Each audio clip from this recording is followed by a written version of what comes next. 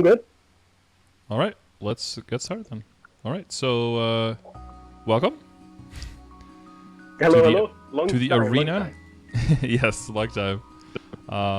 But you've been around for a while, right? Not super on top of everything all the time, but here and there. So what kind of I phase are lurk you in now? a I lot. guess. Mm-hmm. I lurk a lot. I spend so much time just like watching on a side tab. So basically, I've been playing EU Reboot since the very beginning. Mm-hmm.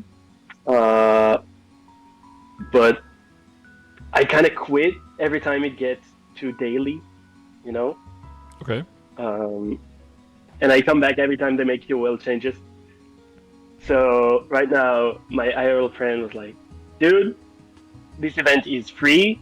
You only do it 3 times a week. Mm-hmm. You get 20 symbols a day now. You can kill any mob. You don't need TP rocks. You don't need... So I came back.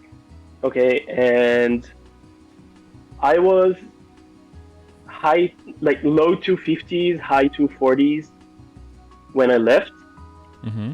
Last time was about a year and a half ago. And now it's kind of nothing. I can do shit. I'm still in the early game now. Okay, Mm-hmm. I don't have arcanes on my main. I have like 10 to 17 stars stuff on my second main, like new main, which is the Bishop. Mm-hmm. My That's the Hyperburn Hyperburn? is right now. Okay. No, my Hyperburn is a Battle Mage Mm-hmm. with some legacy items, so that's kind of cool. Okay. But it's already higher level than my main. Like it's same level as my main, basically. It's about to level up tomorrow. So it feels weird. It feels like It feels weird, not but doing anything on a daily basis. I'm not doing anything on a weekly basis. I'm just grinding symbols, and I don't know how to spend my money, how to spend my event resources, how to spend time. I stopped grinding because it feels kind of pointless now. What were you grinding on the Hyperburn or?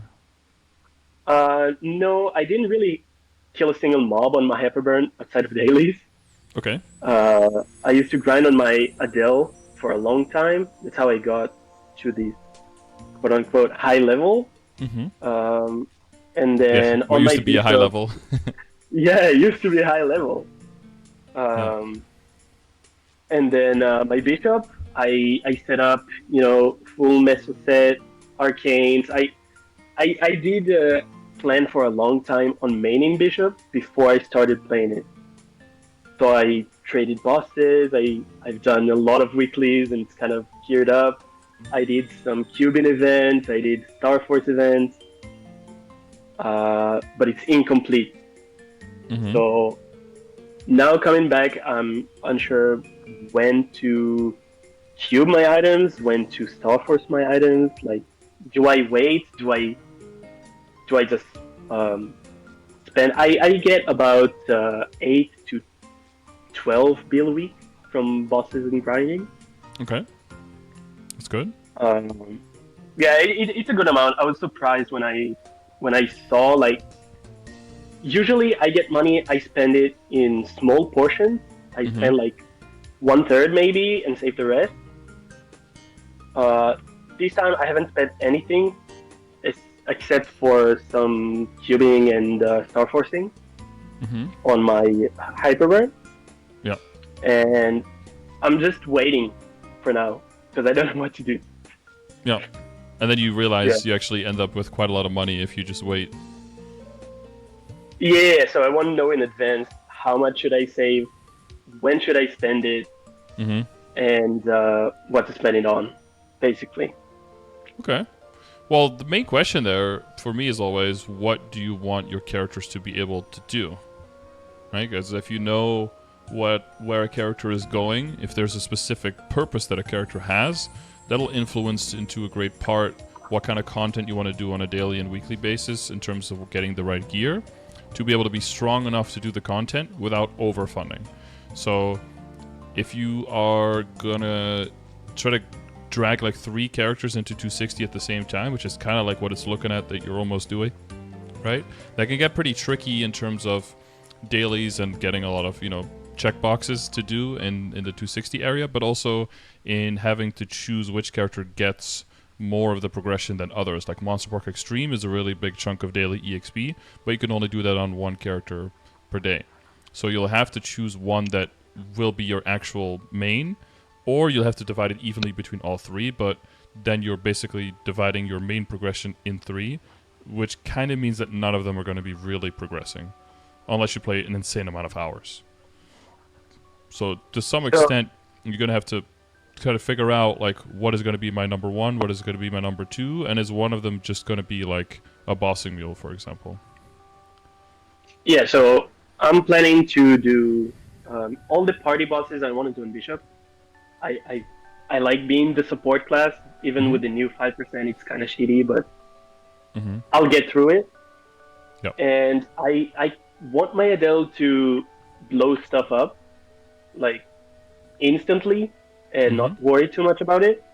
Okay. And then I guess my Hyperburn is going to be at the same level as my Adele. It's going to catch up pretty quickly. I just have to do some Abso weeklies, and that's it.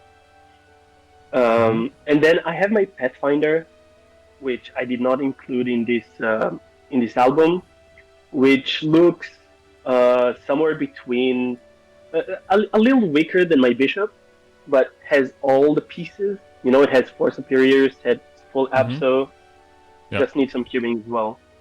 So I want my 4 characters at the top here to at least get to Hard Lucid, Hard Will, maybe some Tenebris Bosses. Eventually. Okay. Not next week, but eventually. And when you say Hard Lucid, Hard Will, you mean soloing or small party, or be able to do, like, pick up 6-man and not have to be in danger of going under blue? What is the goal there? Yeah, so starting with 6-man and then slowly going towards small parties and eventually soloing. So you want to have all of them, basically, eventually, that your goal would be to have them all full arcane? Yeah, like strong-ish boss mules, but I don't want to grind levels on them. I don't want to get them to grandest, essentially.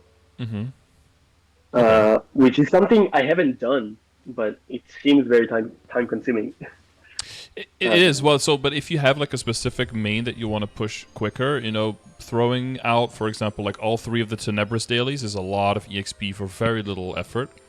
Your simple daily EXP, even just the arcane simple daily EXP, all of that combined is also a nice chunk. Doing your Monster Park runs, taking up, like, EXP tickets that you get and Magnificent Growth Potions, slamming those all onto one character can make them level super fast, like you're saying, without actually really grinding and really training. And that is kind of like how characters get to 260 these days. If you have a little bit of patience, they will just roll into 260 without actually really training them. Yeah, so right now all I claim goes to my Hyperburn. I'm going to get to 260. I burned it at 210, which was pretty stupid. I wasn't thinking. Yeah, get to 259 to 260 level, or 258 to 260? 258, yeah. Not the worst. Could have been worse. Could have been worse. So it'll be 260 in, I don't know, 2 weeks tops. And then I kind of want to ditch it and just do dailies on it. Just do some weekly bosses and whatever. Yeah, so just to pause there, right? So you know you have until, like, the end of August, right? To get the burn done, right? Yeah. Yeah, so up until there, all of your levels are going to be tripled. So you want to wonder if there's something that you have limited EXP of and limited acquisition of, like Monster Park, and like all the tickets you say, like you're throwing everything into the Hyperburn. What's the rush in getting the Hyperburn done faster than the main? I'm relocating to Canada at the beginning of August. Okay. So this is kind of my deadline. I'm gonna have about a month off, I guess, and then I can come back comfortably. So for me, the deadline is the end of July. Gotcha. Okay, because then you, with moving and everything, you don't know if you're even gonna have time to. Yeah, I don't know if I can. I probably will, but I'm unsure. And some login stuff. Yeah. Okay. Gotcha. Okay, well that's a big thing. That's good to know, right? Because that will, Yeah. of course, be a huge factor in terms of your availability and your hours. Okay, that makes sense. Yeah, you don't want to miss out on that easier 260 and the other stuff. You know, if you have bonus EXP, then you can start throwing it in there. Okay, that makes sense. That's a good decision. Just wanted to make sure. Mhm. And yeah, as you have noticed, you know, level isn't everything anymore, right? Like some people can be a level 250 even without Origin, but have like the character can be 6 years old and they can end up being way stronger than a 260 even with Origin, who's just a new Hyperburn with barely any funding on it, right? So we really moved past the point where leveling is a big indicator. But then if you get those, you know, those really strong characters, Yeah, you bump those up to 260 and you get them 6 job, then they get a huge power spike. So that's always my nice. Adele is twice as strong as my Bishop, and it's same level as the Battle Mage, which has no potential on items. Mm-hmm. It's yeah, level is irrelevant at this point. Mm-hmm. I don't know if it's a good design choice, but it is what it is. Yeah, once you go like So past 275 or something, it probably becomes a little bit more of a relevant factor again. But yeah, before then, it's really just the intro. You know, I've moved the progression milestones quite a bit down with like the yeah, early game, and basically it's still like mid game. In mid game, you start like equalizing between your level and all the other stats, and then by the end of mid game, once you start getting into the late game, then everyone's kind of like on the same page again. I think, essentially. So Okay, my yeah. I have a question about how far can I go without grinding? Because Well, that is my least favorite part mhm. by a lot. Well, if you have infinite time, then you can go all the way, right?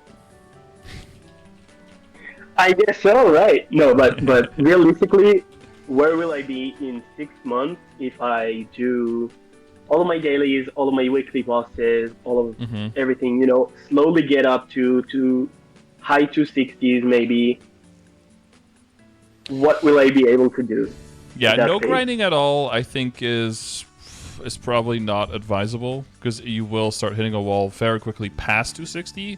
The EXP you need up to 260 has been cut down a lot. I don't know if you played back then, but like they changed the EXP of the monsters to the EXP of non-reboot, and then they cut the EXP up to 260 in half, so that we still get to 260 around the same speed. But then past 260, the leveling is way slower, at least initially as well, because you get into Cernium, where the XP is definitely a lot better than in Arcane River, but you will have to be way stronger to be able to kill there, realistically, than in Arcane River, than in Limina, for example. They are adding, with the next update, July 17th, they're adding familiars as well in, at least in Cernium and in Birdie Cernium. So you'll be able to get familiars plus, plus fragments and all that stuff. So that's going to be a good thing to aim for.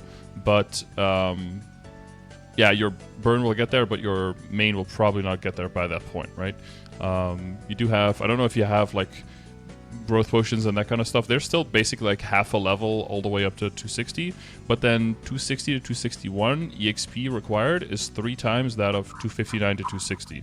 So it slows down a lot at that point, and then it slowly goes up per level, right? Very, very little, but then every 5 levels basically doubles up somewhat the EXP that you need for the previous levels.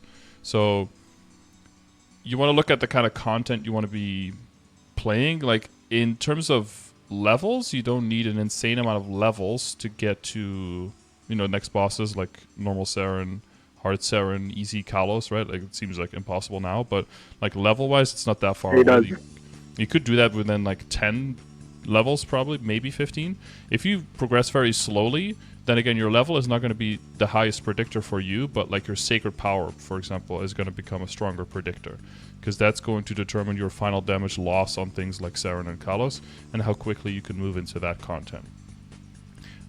Most people are going to be leveling faster if they're grinding a lot, so they are going to get access to multiple symbols, and then lower level in more symbols will get them enough sacred power so they can start doing the bosses faster in that sense, earlier on, but at a higher level, if that makes sense. So I can't tell you exactly where you're going to be in half a year, but there are calculators out there for that. If you just want to, just like that's not how that works. I thought I was in the in the Googles. There are calculators out there. Wikibeans has made a lot of cool stuff on his website or on their website. I don't know. The one is Any bingers in chat? Any what? Bingers. Bingers? What is that? I use Bing. I don't use Google. Oh, Bing. Oh my God, really? That is wild. No Ask Jeeves. So you could look at it, right? Let's say you start at 255. You do all of these dailies. You do all of these dailies. You throw everything at it, and you do your weeklies. You do one of each of those, right? Because then you auto-complete the other ones. EXP tickets. I don't know if you're going to use many of those. Let's say you use maybe like the whole last batch. Maybe the middle batch goes to the Wait. I'll ask a better, more specific question. Well, this is very specific. Will I be able... Okay, I'll just rephrase. Will I be able in 6 months, if I just do my dailies and, pop a coupon few times a week max, will I be able to do small party C Tenebris on my top 3 characters? Ish? 2 or 3? Realistically, no guarantees.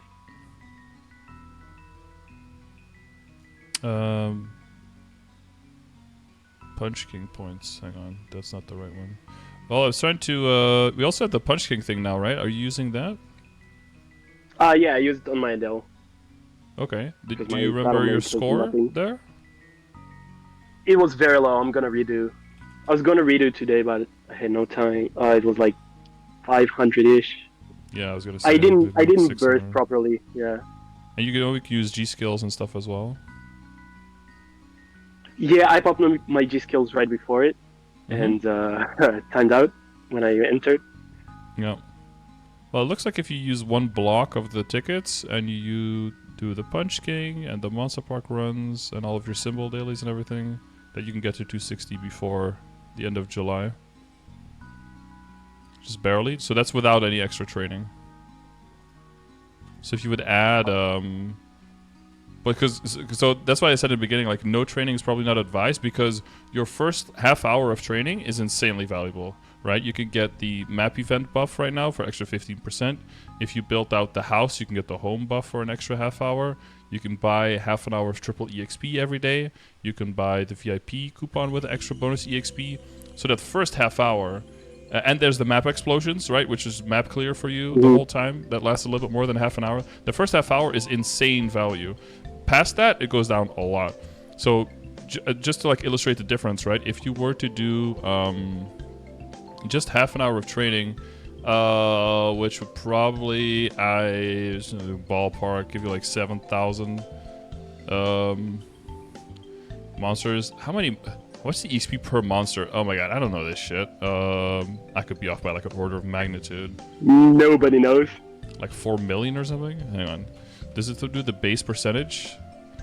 Let's see. Exclamation mark. We're gonna get to the bottom of this, bro. We have the commands. Okay, we have the information. We should be able to. We have the technology.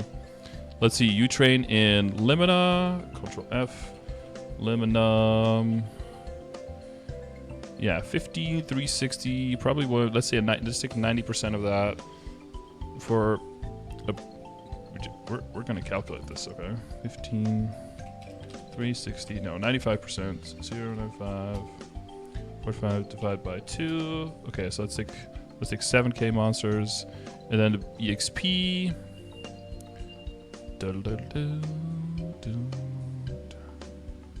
Oh, here we go.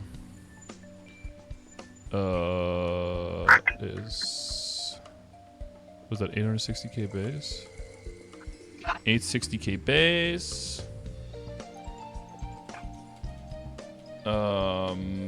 With your multipliers, do you know if you train how much % EXP bonus you have? Because you can use triple. Use I coupons. don't usually count, but it's usually HS, a coupon, and Mercedes, Legion, Yeah. 200 0. Maybe an MVP, event bus. That's it. And then you have the level 3 link as well, right? Link skill from Evan. Mm-hmm. So it's 100% so 33.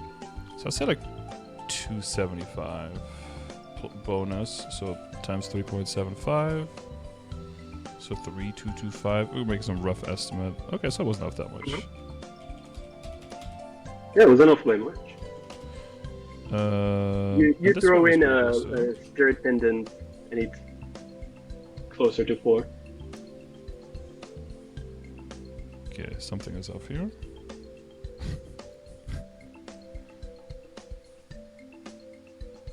Per monster EXP. Guys, how did I just get 3 zeros too many? Oh, you're right. That's billions of Yo, monsters. Nero, watch your back, Nero. I'm coming. Yeah. Yeah, so you'd still be at 260, but because 260 is so much slower, but that gets you almost in that same time. That would almost get you through 260 instead of just barely getting to 260, essentially. So what I do basically is I log in to do my dailies. I do it on I do it on 2-3 characters, and then I end with my bishop. I pop a coupon and pop 2 runes. Sometimes I last till the end of the coupon. Sometimes I ADHD out of it. But it's somewhere between 15 and 30 minutes max. Okay, yeah, I do And sometimes. Start a coupon and then do the dailies and finish the coupons. I lost my eye accessory with message drop on my bishop a few days ago, and I got the clean one back. Yeah. I just threw it while sorting my inventory. I double clicked it and then threw the other one. Oh, and I was looking at my equipment tab. It was clean. Yeah. Have you set up presets?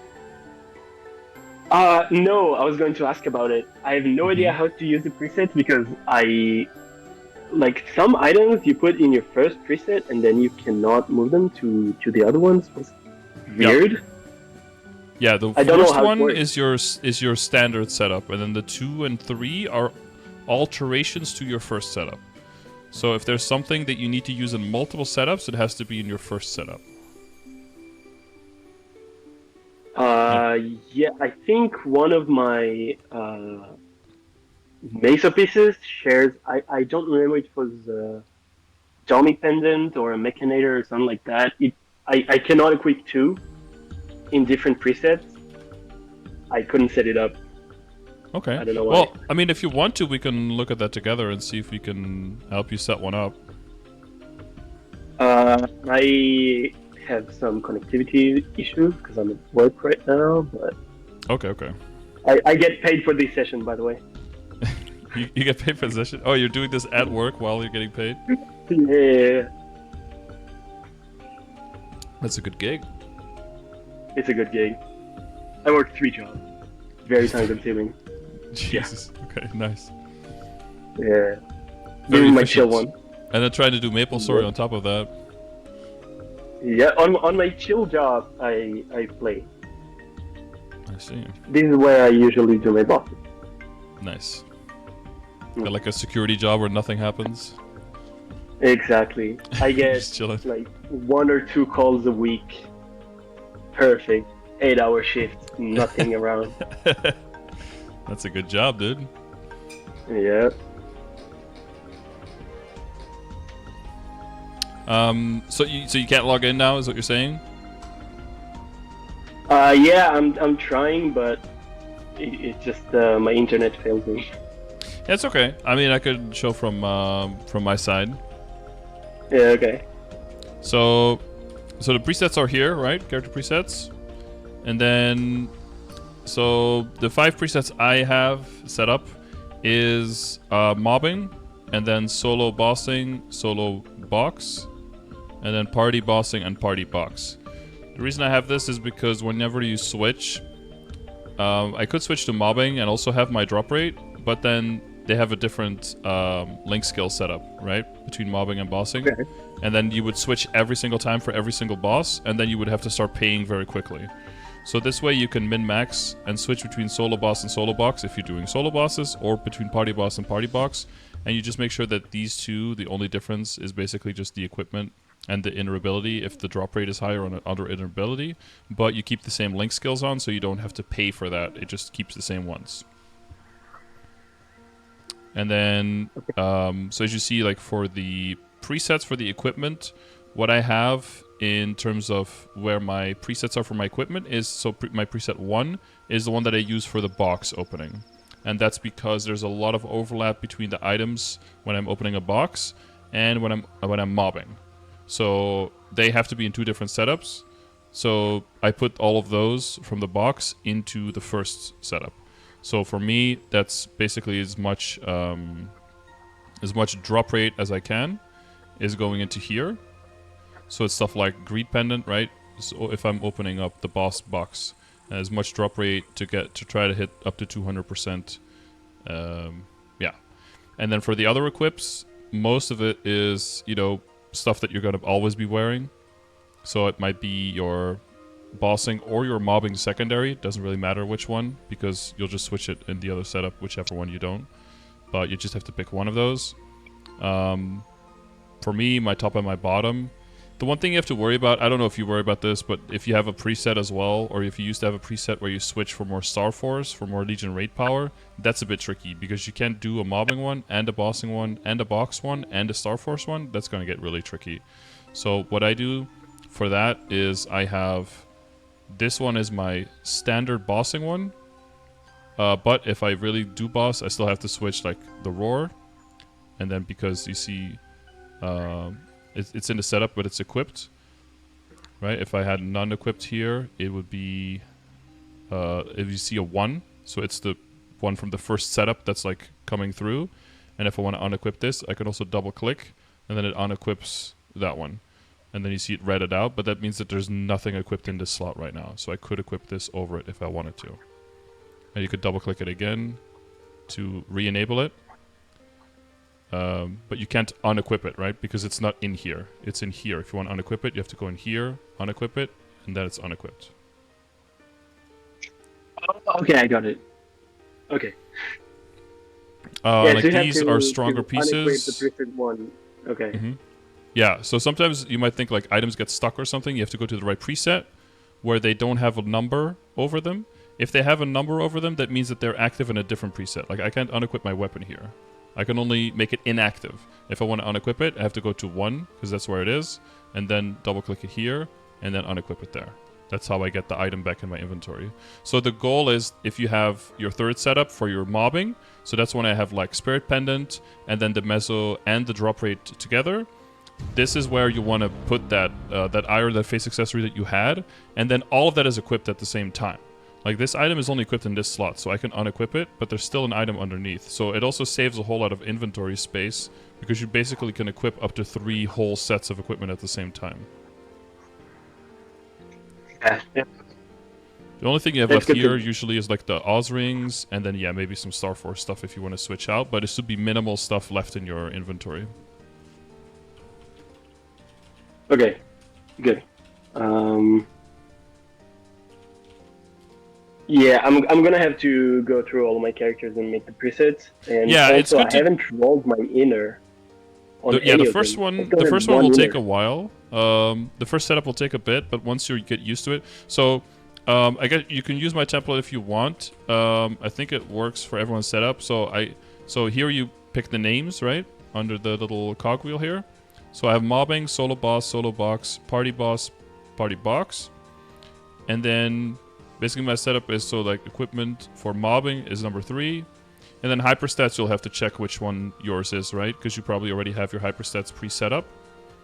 So you probably just have a regular mobbing and a regular bossing one, and then usually people use the third one. No, I have none. I have no preset. You have no preset. Well, you have your hyperstats built though, no?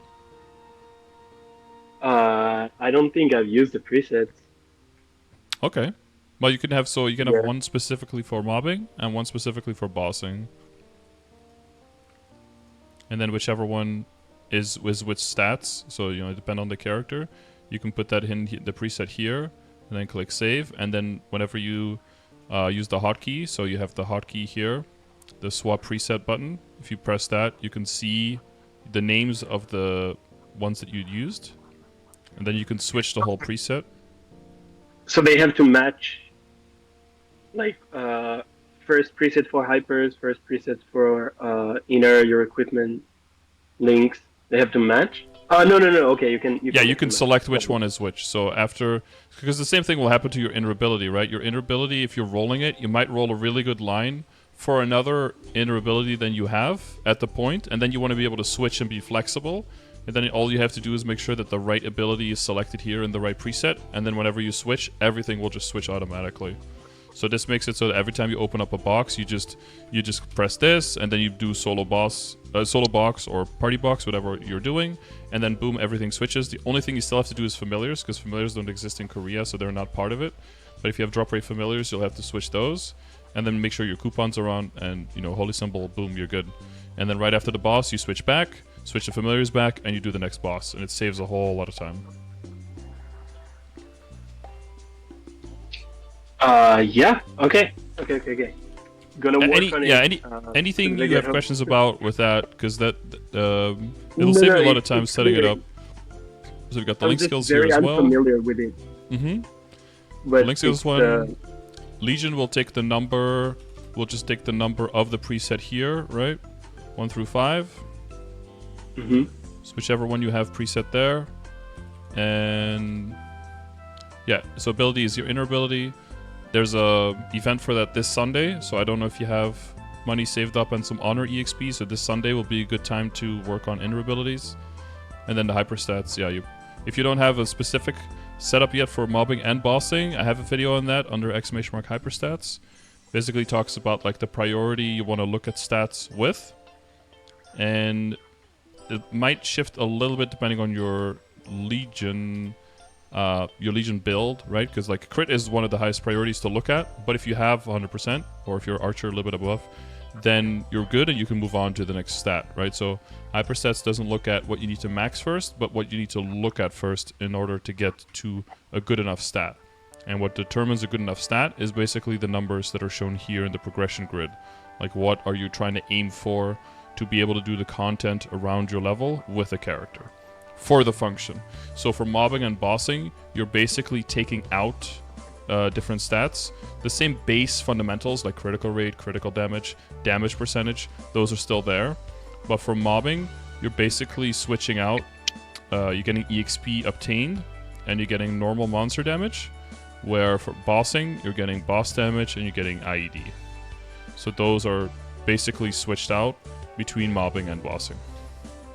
And for mobbing, you're just trying to get enough damage to be able to kill, and then you can pump as much EXP obtained as possible, right?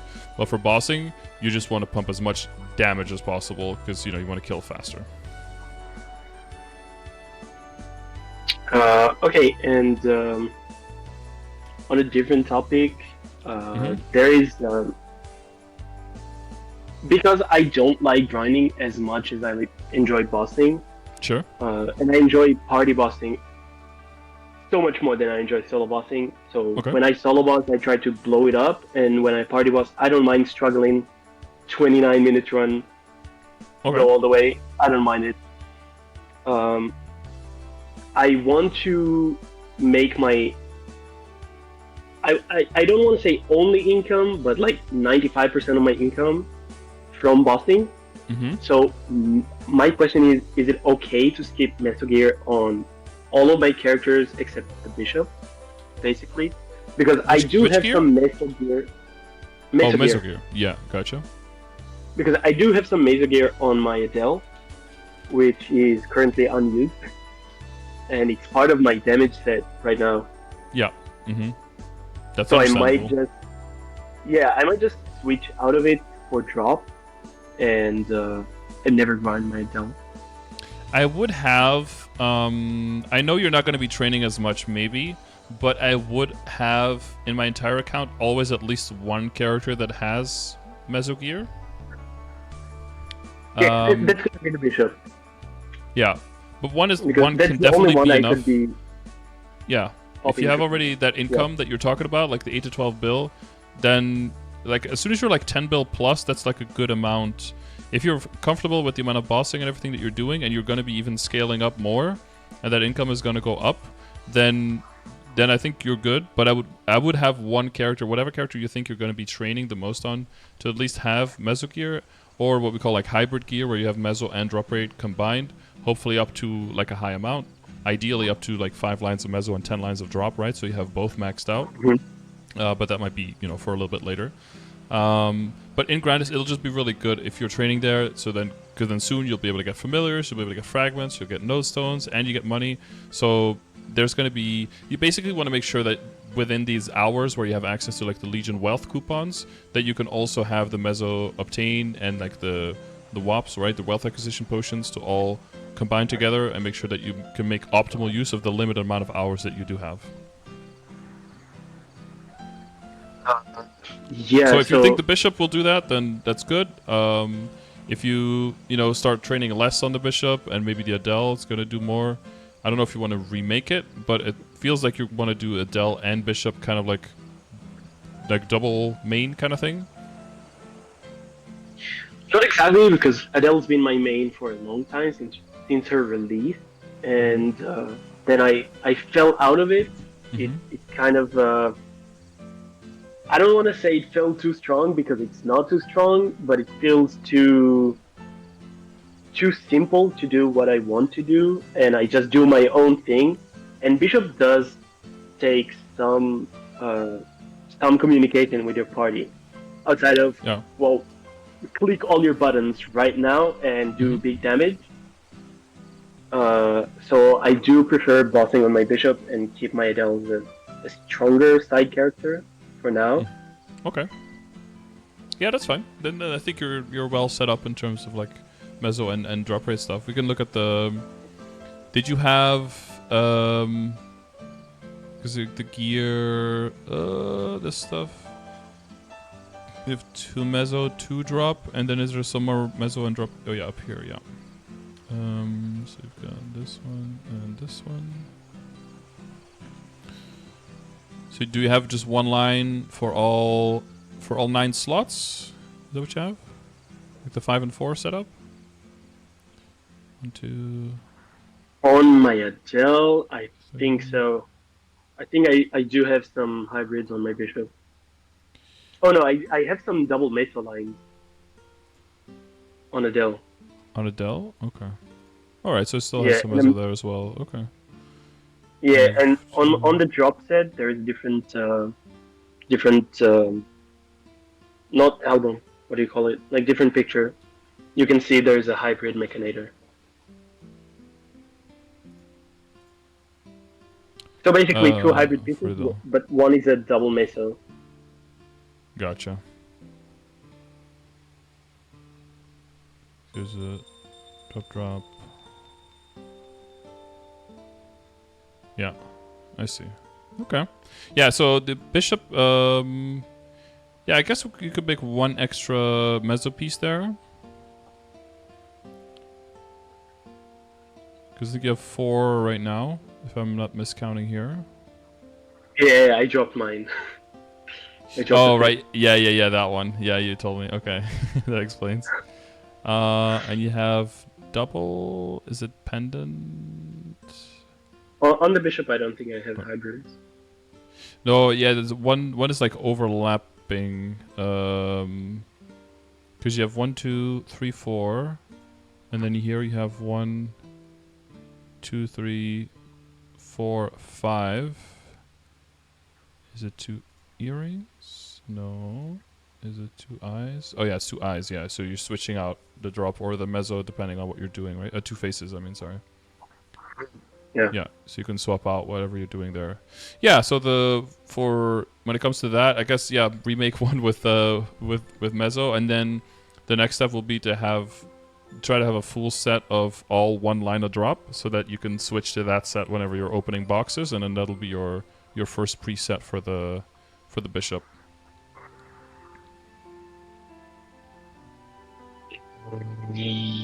Okay, and for my Adele, I forgot to include pictures, but I did prepare in advance a pet mark at 16 stars Okay. with a very good flame.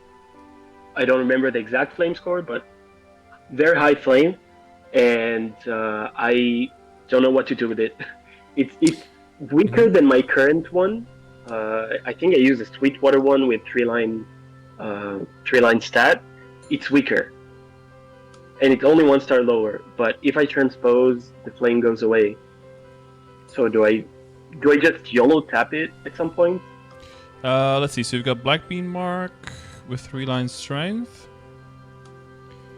Yeah, so the transposing was changed so that the flame doesn't carry over anymore. Your flame gets cut off. So that changes your options a bit in terms of like making endgame pieces.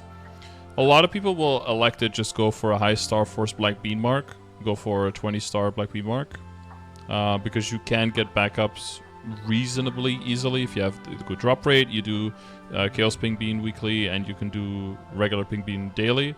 So you can get backups for that. And then 20 is also really high. Most people eventually only go up to like 21 anyway. So you're like 1 star off, but you have set bonus and you have the advantage flame, which transpose wouldn't. So it's really close in terms of how close it would be. Plus your potential's already done, so you wouldn't have to redo that. So that would be a good alternative for you. What you could do is you could also, if the Papulatus Mark has a good flame, you could use the Papulatus Mark as kind of like a Black Bean backup and kind of like walk them up evenly and see which one gives up first or which one dies first, or jump them over each other. So like go 17 to 19 to 21 and see which one dies first. Because if the Papulatus Mark goes, it can go above 20 and also has the flame advantage and the good flame that you already have, and it also gets the set bonus, so that will beat out the Black Bean Mark. A transposed one, again, can beat it out. You have to go at least to 21, but probably to 22 before it becomes a significant enough upgrade. And I don't know if you see that in your future. That might be a lot of dineros. Might not be if you get lucky, of course. And then the only other thing would be if you get a magic eye patch from Hard Damien. But those are kind of your options, yeah. Yeah, so basically just tap it as long as it's weaker than the Black Bean Mark, right? Yeah, you could, if you choose to transpose it, it will be significant investment, but you probably have to get it 22. I won't transpose it because I can't do commerce anymore. Like that. Okay, yeah, and you will lose your flame if you do, so it's fine. Yeah, so you could basically use it as if it's a Black Bean Mark backup, and I would probably then take significant risk on it to know if you want to switch position and go for the Papulatus Mark instead. It would have to be substantially higher, probably at least 2 stars higher, before you would reasonably want to change. You can do that now, you could do that later. You can wait until you have like 2 or 3 more Black Bean Marks, and then have a better chance of ending up with something that's 21 stars, for example, or 20 or Black Bean Mark, or 21 Papulatus Mark. That's probably what I would do, because I don't think, with considering all the other gears you have, you're not like in any kind of rush of like tapping 20s or 21s on something you have limited backups on, when there's other stuff that you could be getting more straightforward gains on. Like you'd probably want to get your CRA and all that to 21 first, maybe even some fodder 140 stuff up to 20, right, for 20-star superior, something like that. Again, if that fits into what you want to do with the character, right? Yeah, and different question for the Twilight Mark. First thing, is there any hammer transfer to Twilight Mark? Hammer transfer? Yeah, technically there is, but it's because of the level, the item can only go up to 20, so you could end up with like a 19 Twilight Mark at the best, and you would have to craft these items. So it's typically not meta, it's not done. People go either Sweetwater Tattoos, right, to get enough damage early on, or they switch into Twilight Mark if they have early access to it, and then they just try to tap it and see if it like gets good. Or you switch into a 17 first, and then you wait for backups, and then you go further up, kind of thing. Yeah, because I think I have 4 or 5 Twilight on the Adele, Mm-hmm. and right now I'm using just a 17 Sweetwater Okay. with Yeah. no flame adventure or anything. So do I just go straight for it next Starfleet event? Like, is it a reasonable power up? Yeah, because well, specific by itself, not immediately, but you will, you get the flame advantage, and then the set bonus that comes in will make it really good. So once you get the slime ring, the set bonus with the slime ring just at level 1 is already nice little stat and attack and 10% boss damage. So that will sweeten the deal definitely of making it better than the Sweetwater Tattoo. And if you have 4 of them, that's a pretty good chance of ending up with a 21. It's pretty much, yeah, it's close to guaranteed of a 19 at least as you could get. So it'll be up to you how much risk you want to take. But if you're a newbie Adele, like in the chat, he needed, I think, 11 of them before he even saw 18. So it could go bad. But I would imagine that you would at least see 19, and then you're just winning compared to Sweetwater Tattoo in raw stat by itself alone already, and then up on top of that the flame advantage, and then on top of that the future set bonus will definitely make it an upgrade. Yeah. Okay, and I've done so many slime runs, I can't even count them. I do sea slime. I get carried on my bishop, and by an IRL friend, and I do it party on my Adele. I haven't seen a ring drop in, well, ever. I don't know how many times I've here. Haven't seen one. Mm-hmm. So how do I get rings? Well, Because so I if you're use event rings on both characters.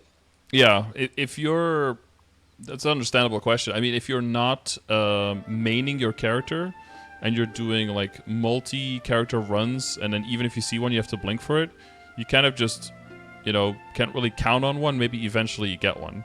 The idea behind the rings is that you kill normal for a while, you go into Sea Slime Party with like your main. You probably don't get a ring until you start splitting up into smaller parties, maybe to 4-man, 3-man, and then you have a better chance of getting a ring. Hopefully then you get your first ring, you get the damage out of it, you get a bit stronger, maybe you can start doing duo. You go further into 6 job, and once you start doing like duo C10A and stuff like that, then Sea Slime is basically kind of like a C10A boss. So it's like the 4th C10A boss. And then if you're duoing, you hope that one of you guys hits and gets a 21 or a 22, and then the other person can get all the backups and then can start really tapping theirs. That's kind of like the progression. Or you start soloing, and then you can just keep everything for yourself, and then you start hoarding them for 23 starring. That's kind of the idea. The problem is if you're trying to progress multiple characters, that you can really only do that path with one character, and then the other one has to just kind of, every single time is the lottery, and it's potentially that you just don't see one for a long time. But second thing with that is like getting more drop rate, right? It's not only doing all the runs, that's definitely one of the more important parts, but the second part is getting the higher. So that's like the quantity of the runs, right? And then the quality of the drops is very important, and getting as much drop rate as possible. In setting up like super high drop rate, you can get right now, or you can definitely get over 400% bonus, right? So that will mean that every single time you open a box, you just have a way higher chance. So the value of 1 week's runs goes up as well. So then as long as you run them over a serious amount of time, you will just see on average more drops. So fewer people, higher priority, more runs, more drop rate per run. All of that combined will mean that you have more backups earlier. And then again, you can still get unlucky. So more characters, I guess, to make sure that one of them, that's the last step, is just even more characters that run, so that something hits something somewhere. And what other rings do I use? There is Superior, there's Kanas, there is Meister, and assuming I never get a slime, which one is it? You will eventually get slime, but there's like the Oz rings now, right? That are more available because they draw from the boxes from the bosses. Mm-hmm. So if you look at the boss content UI, you can see that as soon as the bosses, so I think it's normal, or is it normal? Akechi is the lowest level boss that can drop one of the ring boxes, the Green Jade boss ring. Papulatus doesn't, he's a little bit lost in this line here.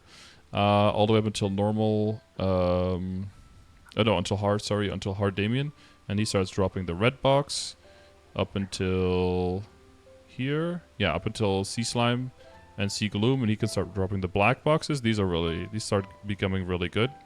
and then all the way up until Saren, and then Saren starts dropping the white boxes. So, this is also RNG, but sometimes you can be like, okay, maybe I don't get the drop, maybe I don't get much money from the crystal, but I get a chance of a ring box, and that in itself can be equivalent of billions and billions of Meso worth of funding that could just randomly be in a box when you open it. You've got the weapon jump rings, the ring of restraints. These can give you huge amounts of damage without you needing to spend any kind of money. It's basically these, so it's like these are like the strongest probably. Risk Taker also gives you a lot of damage, but if you get hit by anything during the time, then it immediately goes away. So this is a very high risk one. You could use this together with your Origin, for example, if you time it correctly. Weapon Jump just gives you a lot of main stat. Ring of Restraint gives you a lot of percentage attack, and an area that you have to stand in to use it. So hence the restraint part. And then Continuous Ring takes 2 minutes to charge up, and then gives you a lot of percentage boss damage for 8 seconds, and then none for 4 seconds, and then it comes back for 8 seconds again. So it's like on and off. The duration changes with the rank of the ring, right? And the buff changes as well. But these are like the main rings that you're looking for. Okay, and about Origins, that's a cool story, but I haven't a single character above 260. Not yet, but you're close. You're close. Yeah, I'm close, but I'm wondering. Back when Fifth Job came out, you could just do the Fifth Job advancement and unlock your 2 or 3 skills or whatever, but the real damage came from boost nodes, and that took so much grinding for node stones, and the drop rate was much lower than maps were smaller. I don't know. Is 6th Job as tedious? It's not as tedious. The problem is the cost. It's more straightforward. Like it's there. Like once you have the item can be used for anything. Instead of like you could open it and it could be something that you can't need, that you can't use. You can always use it. The problem is there are intervals in the levels. So the very first level is very expensive because you go from nothing to something. So the very first level of all of these things is very expensive to unlock. But once you have the first level, is everyone there, Zykur? Once you have the first level, then it's pretty cheap to keep leveling it until you get to level 10, 20, and then eventually level 30. Those are very expensive levels to level up. So for example, like this guy's level 21, costs 90 fragments here and 3 Erda to get to the next level. That's not super crazy. But this guy's level 9, and to get to level 10 here costs 10 and 200. And this one here costs 12 and 263. That's very expensive. But see, this guy's level 1 to level 2 costs 1 and 23. That's not crazy at all. But so for all the classes, basically the class discords have come up with like what, based on the cost of how many fragments it is and how much damage it will add to you as a player, what is like the optimal way of spending your fragments so that you can get the best value per fragment at every single choice that you can make, at every single thing that you can. I've seen those in your previous progression sessions. Yeah, so you see for some skills or some characters just get completely abandoned because they're just not important at all. And then some of them, they get almost maxed before another thing even gets unlocked. So it always has to do with with what your options are there.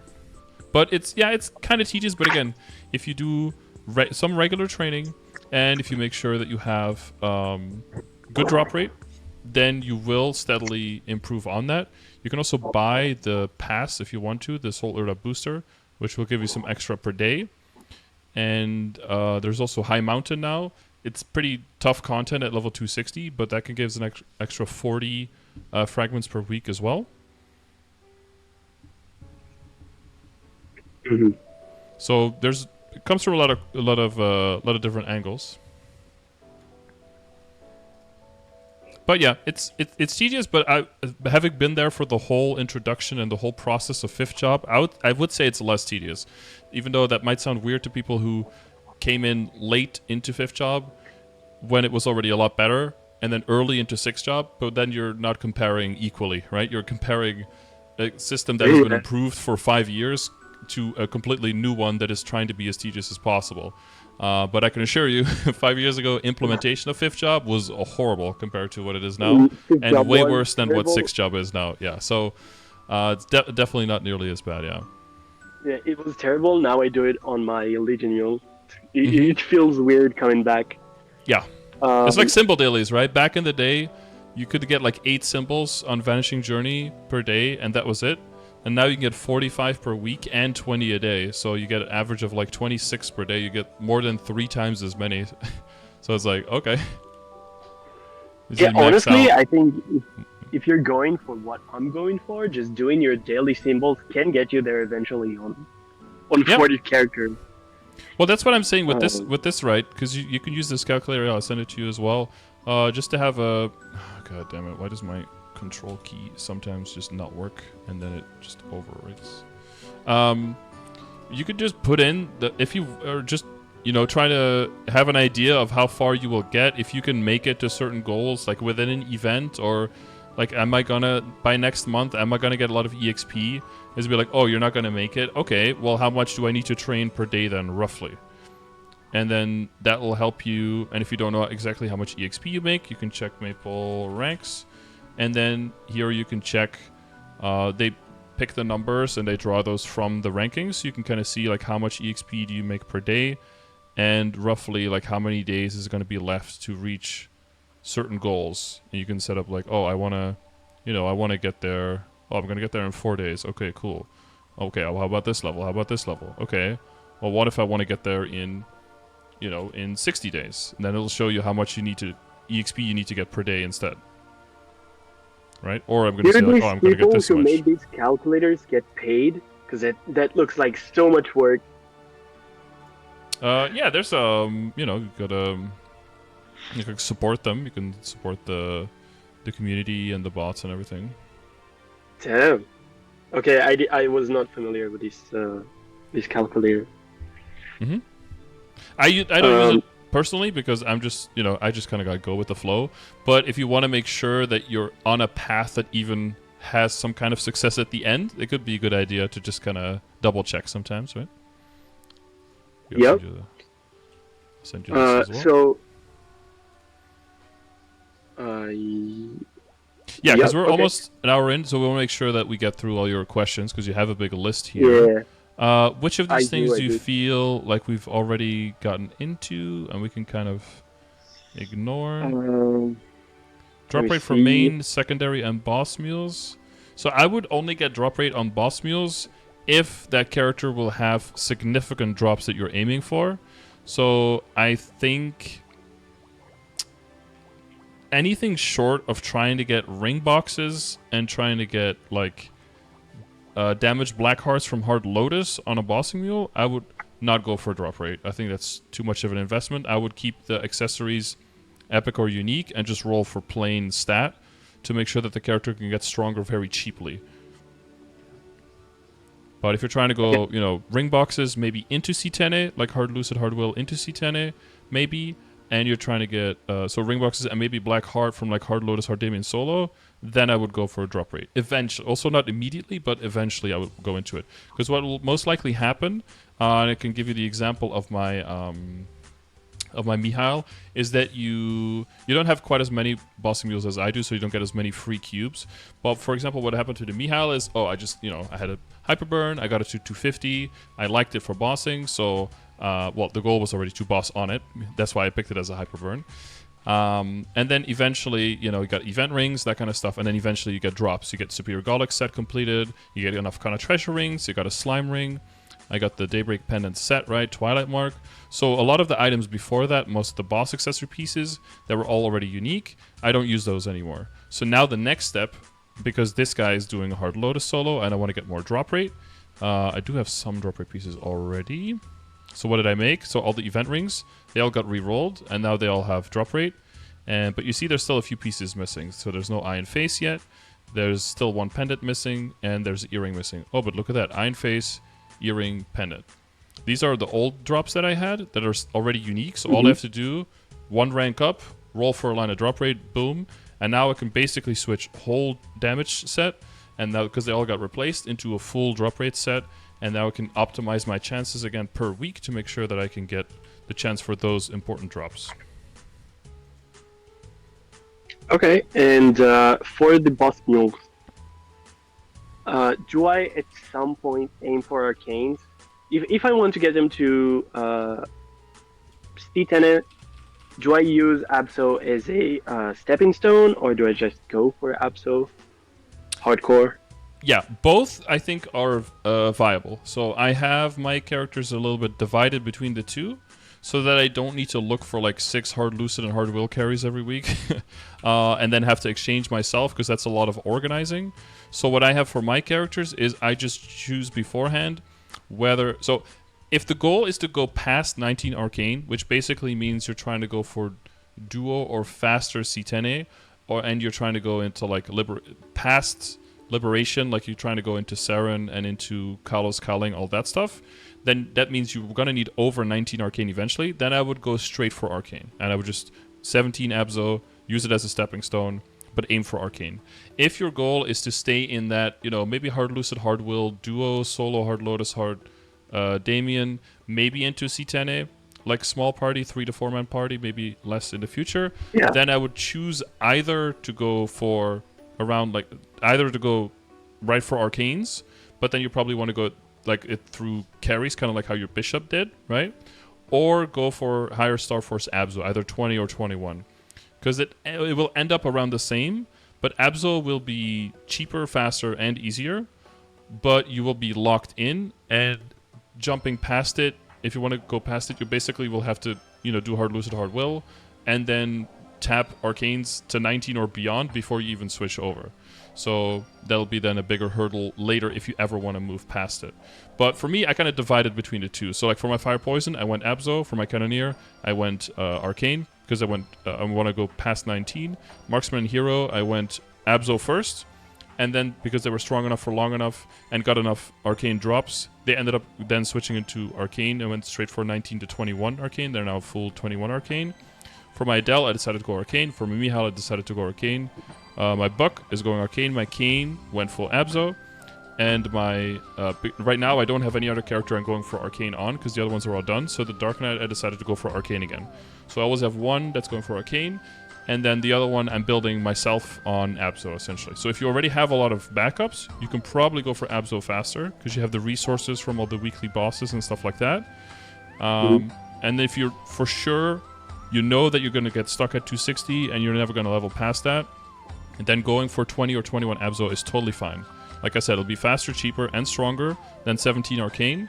The only thing you want to think about, kind of like a mistake that I made with my Fire Poison, that I now corrected with my Cane, is I wouldn't go for 20 or 21 Abso weapon.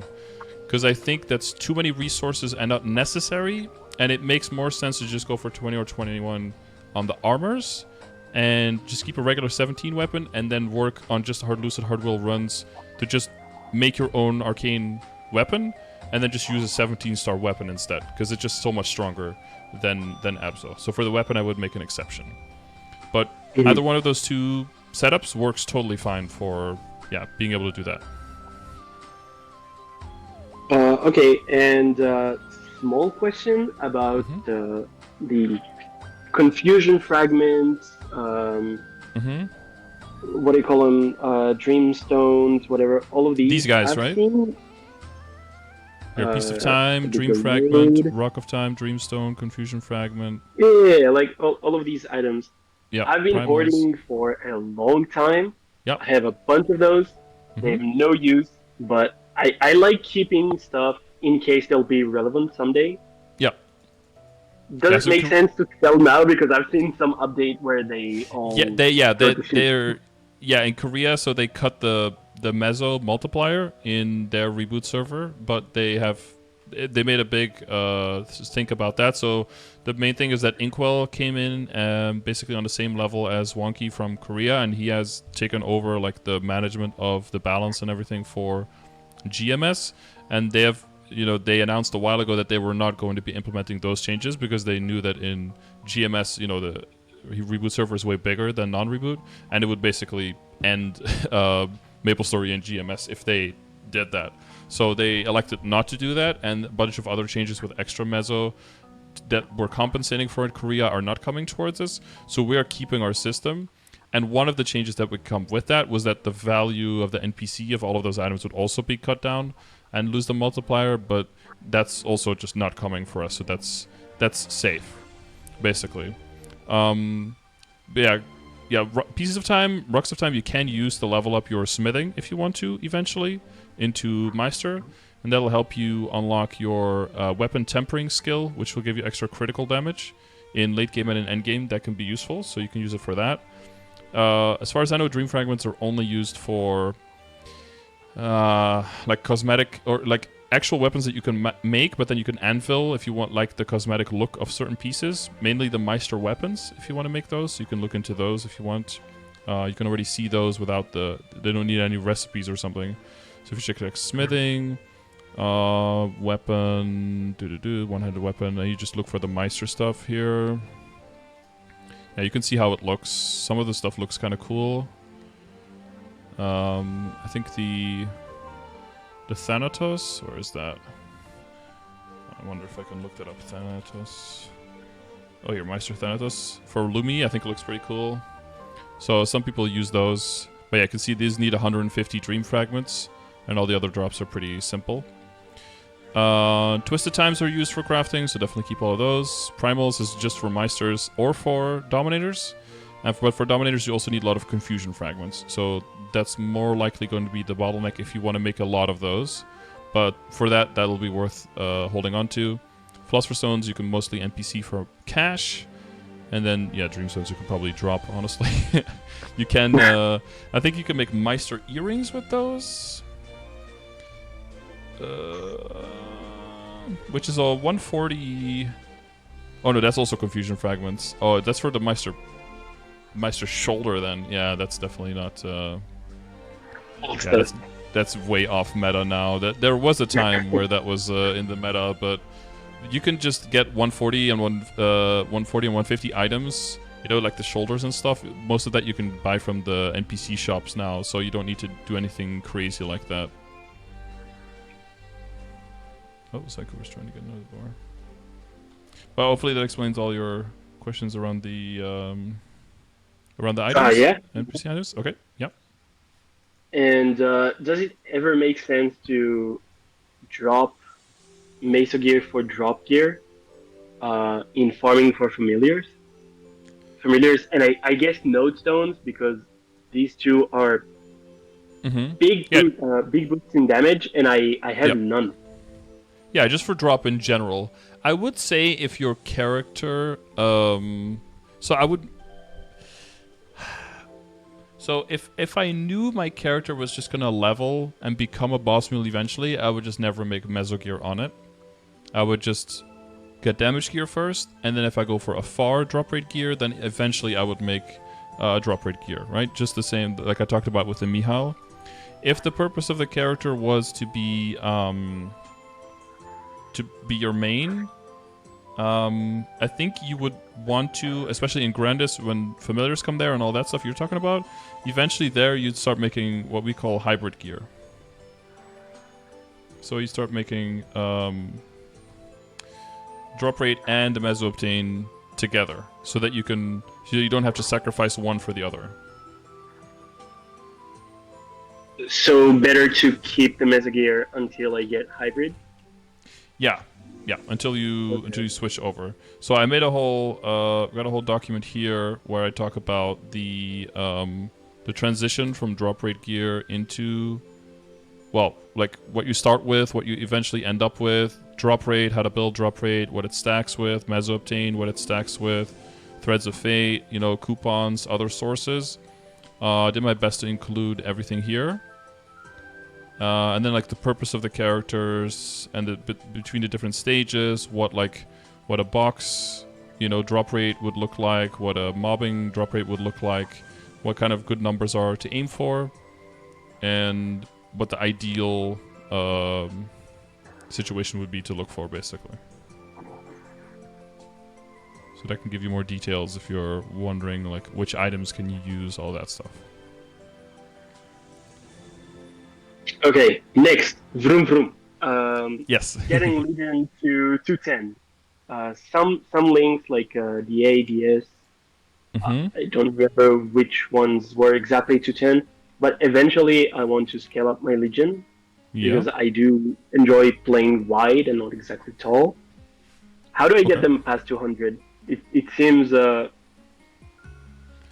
Yeah, so too this is like the slow right now. concept of what I was talking about of like marooning characters, where basically a lot of characters get leveled up to like 100, up to 120, and then through like bonk events or through event potions or anything like that, they kind of end up at 170. And at that point, you kind of have to keep doing that. Otherwise, you have to fund them first, or they're naked like the cane, and then it's like you can't even play them if you wanted to. So you kind of have to keep going in the same direction, or you have to throw a whole bunch of money at them. Um, Basically, that's what we keep doing, but there are other events now out where you can very cheaply do that. So there's the EXP tickets, right? The vouchers that can do that very easily. There's growth potions, specifically growth potion selectors, where you can pick like 8 up to level 210, or 4 up to 220, 2 up to 230, or 1 up to 240, right? Those are typically Mhm. used by people.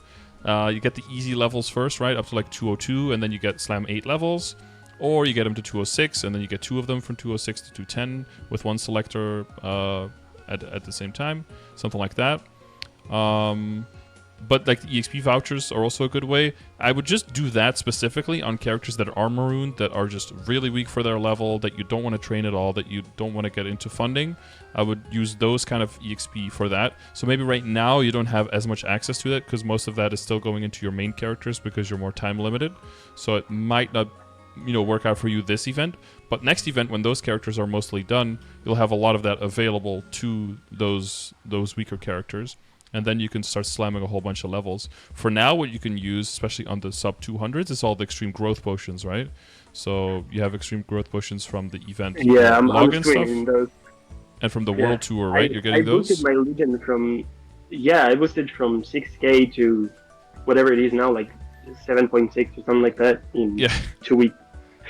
yeah, exactly. Yeah, So it's good to get those free levels. Once you get 8K, that's when you can start really filling up your Legion really well. And the only thing you're really doing past that point is making sure that all the characters in there are 200 and that you're min-maxing on getting the level 210 links. And that'll be, just be like event, EXP, that kind of stuff. That'll do that for you. And if it's a character that you actually like playing and it has a little bit of funding, then I would say play it. Like find the enjoyment, right? Because there's a lot of stuff that's just check marks and chores and that kind of thing. So if there's a character you actually like playing, then I would say take those yeah, levels and I enjoy do it. have Yeah. some of those. Mm-hmm. Pathfinder, there's a Five Poison, Illumi. I sometimes I go in, drop like 30 minutes on them every few Mm-hmm. weeks. Um, Yeah, there's so much to do. I okay, understand. yeah. Um, does it make sense to go for example, the Dreamcatcher event on level 200 mules? Yeah, it's ultimately for that the breakdown is how much time will it save you, right? Where will it save you the most time? Um, so it's not necessarily on a character that you need the levels on the most, like the highest level character. Lower level characters will disproportionately, and especially unfunded characters will benefit from it disproportionately more because you don't need that much damage to be able to kill. Plus, you don't need funding, you don't need to find a map, right? You don't need to get all your coupons, you just go in and boom. And characters that already have access to all of that stuff, they can probably proportionally don't gain as much from it. So like lower level characters with 200 that just barely have a weapon and have like okay gear, they can probably get way more of a benefit and time saving from things like the Dreamcatcher than the higher level characters can, yeah. So that would also be something. A Dreamcatcher type event is almost always around now. It's kind of like a standard in events. And that is definitely something that people also use to get level 200 characters to 210 that have very low funding very quickly as well. That and like Monster Park runs can also be kind of like weaponized like that in terms of, what can give you the value that you're looking for in a limited amount of time. Does Monster Park Extreme not share a cooldown with Monster Park? No, it's a separate extra bonus run that you can do one time per day on a level 260 plus in your account. Oh, okay. Good to Yeah. know. It's a really big chunk of EXP, so it's definitely highly advised to do it. And you will also get like one of the daily boxes for that day, but it won't count towards the 7-day monster parker because it's a different type of content. Okay, because right now, without even logging in, doing anything inside of dailies, I get like 25% XP a day. Yeah. On the battle mage, it's insane. Yeah, it is that insane. But again, remember what I talked about as well with the training? It's that first half hour, right? There's this insane value on that first. If you pick up all the daily stuff on one character, the amount of value you get per time is insane. But scaling it past that point and on multiple characters is where it gets really rough. So you might get like the false sense of like, oh my god, I got so much EXP for free. I could main 4 characters right now. But every subsequent character past the first one that you're trying to make that kind of progress on needs exponentially more time to get the same kind of value. Because most of those times are limited to once per day per account, or for example, like the symbol EXP, you can technically get 3 times per day, but you cannot get it when you auto-complete, right? You can only get it when you complete. So if you do symbol dailies on 3 characters, they all get 1 round of the daily EXP for free. But then they're kind of baiting you and doing symbols on 3 characters per day, which that can scale out of control really quickly as well. So I think you can only claim it once. Well, so you because get the. I have been doing that. You get the EXP once, but if you auto claim, you just get it that one time. But if you manually do it 3 times, you can get it up to 3 times. It's the weekly stuff that you can get once. Maybe you're thinking about that. The weekly EXP. No, I'm talking about the daily. So what I do right now is I get all the, like, I kill 200 mobs on the battle mage and I auto complete everything. If I kill the 600, do I get to claim the same amount of EXP on 3 characters? Only like the one third of the total EXP, right? Oh, like you get the same amount of XP, but you can divide it between your characters. Hang on, people in chat are saying that I'm messing something up as well. Let me think about what we're talking about. Okay, so you're doing the daily. You complete it 1 time, and then you auto-complete it 2 times, right? And then it asks, do you want to claim the XP on this character? And I say yes. And then it says already claimed on different characters. For the daily EXP. Yeah. Yeah. Because the daily XP doesn't auto-complete anymore. The daily EXP just reduces the amount that you need. It's the weekly that auto-completes and that skips the bonus EXP. Yes. Oh yeah, that I've seen, but I switched it around. I switched doing it on 3 characters than. Yeah, if you were to do weeklies on multiple characters, then you could claim like 1/3, quote unquote, of the total EXP every time on one of them. If they do autocomplete the whole way. But for the dailies, it's different now because you used to like skip dailies, but now they throw it all into one pile and you just do less. So they changed how that works. Yeah, you're right. Yeah. So again, my goal is to get my 3 characters, including the Hyperburn, to 260, and then just main the Bishop. Yeah. So, how do I grind like efficiently enough in those 30 minutes? Because I feel like I know it's a stupid beginner question, but sometimes I feel like I go into maps and burning too much on killing that last mob that my Bing Bang missed, and I ADHD out of it so fast. But if I don't kill it and then they start stacking up in the corner, like it's kind of weird. I don't know how to explain. Yeah, okay, so you're talking about like when you're just purely like rotating the map, or? Yeah, just like rotating the maps. I've seen some maps in class Discord, but they're mostly Grandis maps, and the ones that they show have no burning at all. Well, because they show them. I couldn't find the rotations for the ones with burning. So there's a concept here of basically becoming a self-fulfilling prophecy where if you say one map is the best, because and this goes into what we were talking about here, into this, right, where basically you can see every map's capacity for how many monsters respawn on every cycle, how many spawn locations there are, and then with that we can kind of theorize what is the most amount of monsters you can theoretically kill per hour on this map if you don't miss a single monster. So if you are looking for, basically, if you would say that all the maps had no burn, then wherever you can kill the most monsters within the cycle every time, that's the best map, because you can get, you know, the most EXP, you can get the most drops, and most everything, right? But as soon as you start taking into account variables like, can you loot everything? Okay, now maybe the most drops and the most meso can already start changing, right? Can you reach all the monsters with your character? Now that starts shifting a lot. Do you have burn on the map? That can multiply the EXP so much in another map that it actually becomes better in terms of total EXP. So instead of just saying like map A is the best, you want to look at first, what is my purpose? Do you want to farm? Do you want to get like meso? Do you want to get drops? Or do you want to grind? Do you want to get EXP? If you want to grind purely, you're probably going to have to sacrifice a little bit of drops for extra EXP, because you're not going to go into the corner of every map and loot every single drop. But if you're trying to go for farming, you want to take a map that maybe doesn't kill as many monsters, but that is reliably lootable within the rotation without losing any monster kills. That'll probably give you more.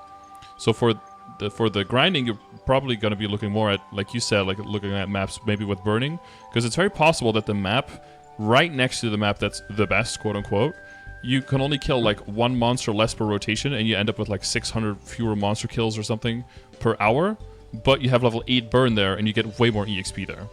But that's because everyone points towards what is the best map. Everybody goes there, everybody ruins the burn there, and nobody checks anywhere else, and those maps actually get more burn as a result. So the goal, kind of with the upcoming skill with Solianus, big summon skill in 6th job, is also that it allows for way more people to go to way bigger maps and maps that they can't train on efficiently now, to divide people more evenly over all the maps that are available, to even out the burn more, and to make sure that there aren't certain maps that are just like bottlenecked with like 1 million people on it, and that every other map is available, but maybe not even that much worse, but just theoretically, mathematically a little bit worse. So okay, because I have been trying to do the high burn maps, but they are worse. They're worse because, exactly. Well, in the usually way they have to be, exactly. They have to be way better to overcome. There's a reason why people train on those maps, right? It's not just because of those numbers, but it's also because people tried other maps and hated them, for example.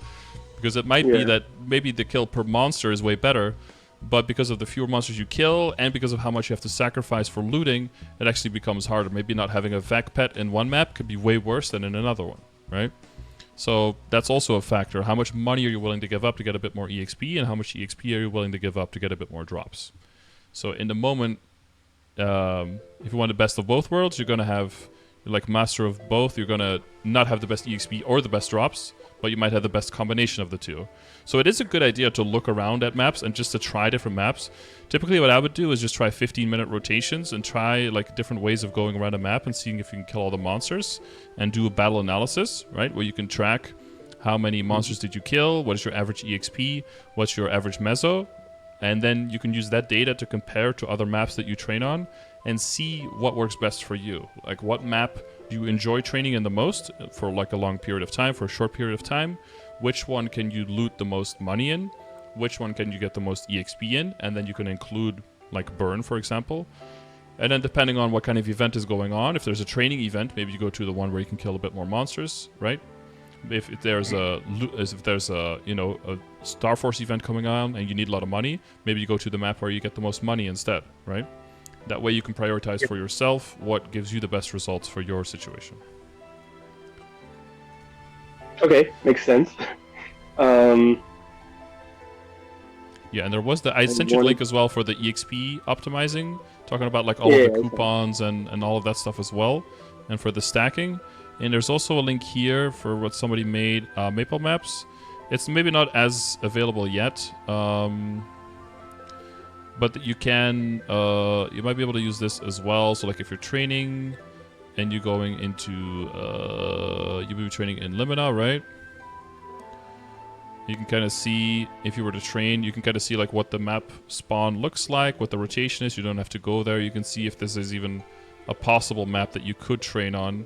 And if you want to, you can do rotation helper, I think. Yeah, and you can put up you could put up the skills as well. So you can look at, like, let's see, you're at a fountain. Boom. Yeah, I think where that's you the one they use in class Discord. Mm-hmm. Yeah. That's when you get the Soul Giannis and everything. When's that coming out? Damn, Dusk is big. That's the 17th, so that's Oh, a week and a half from now. Yeah, that's soon. Okay. Okay. Yep. That's very soon. You can download the screenshot. Oh, he's added a bunch of functionality since I last checked, so yeah, it's good to come back every now and then. But yeah, there's a lot of cool stuff over here. Oh, Chris in the chat says you're free to DM me for Bishop. He just did like burn, and he's already going into the 270s now with a Bishop, so he just went through the whole thing on his character. Yeah, I will. I will, good sir. Is way bigger. Is way bigger than this. You'd almost want to use it out of laziness then, instead of having to go all around the map to post the things in the exact same position. And it hits an extra 9 mobs. That sounds pretty cool. That's the final attack one, right? Yeah, you have 2 different modes for Soul Giannis. You have like the summon mode and then kind of like the final attack mode, yeah. For the people who still, you know, benefit or want a little bit more of an active way of grinding rather than just putting some summons down and then, yeah, and then just kind of those arc mains. Yeah, for example, like Archimate, you're probably playing the character because you want a little bit more activity when you're doing stuff, so for those, it might be better to have that other setup, yeah. Yeah, you gotta be crazy to play that. Am I right? Mm-hmm. Yeah, who the hell would do that?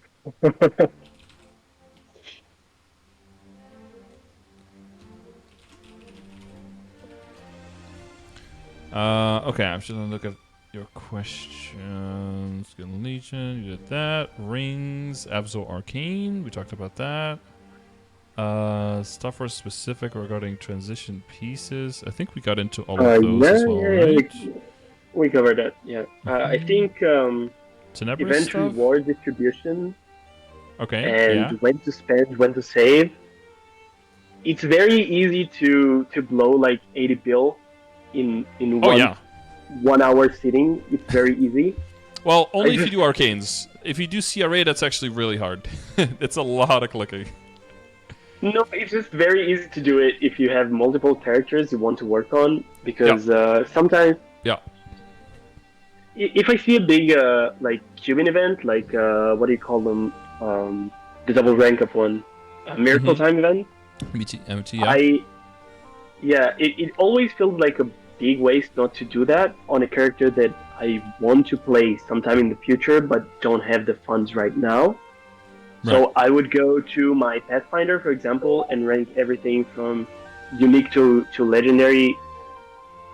Cost me a few bills, whatever. Or the that's the thing. It's just one. It's like a few bill here, a few bill there, a few bill here, and then a Star Force event comes, and you have some backups, but you have limited backups, and now the chance that you actually end up with no upgrade goes up because you're limited on money now. And it's not too bad up to a certain point, but especially once you go in like 260 and beyond, and you need to be Star Forcing past 19 on CRA and past 17 on other stuff, having the drop rate and doing the runs and getting the backups is only one part. The other part is having the money. And then preferentially the third part is having an event to be the time when you put the 1 and 2 together to make upgrades. So again, I want to take it back again to the original question. What is the purpose of the character? What do you want to be able to do with the character?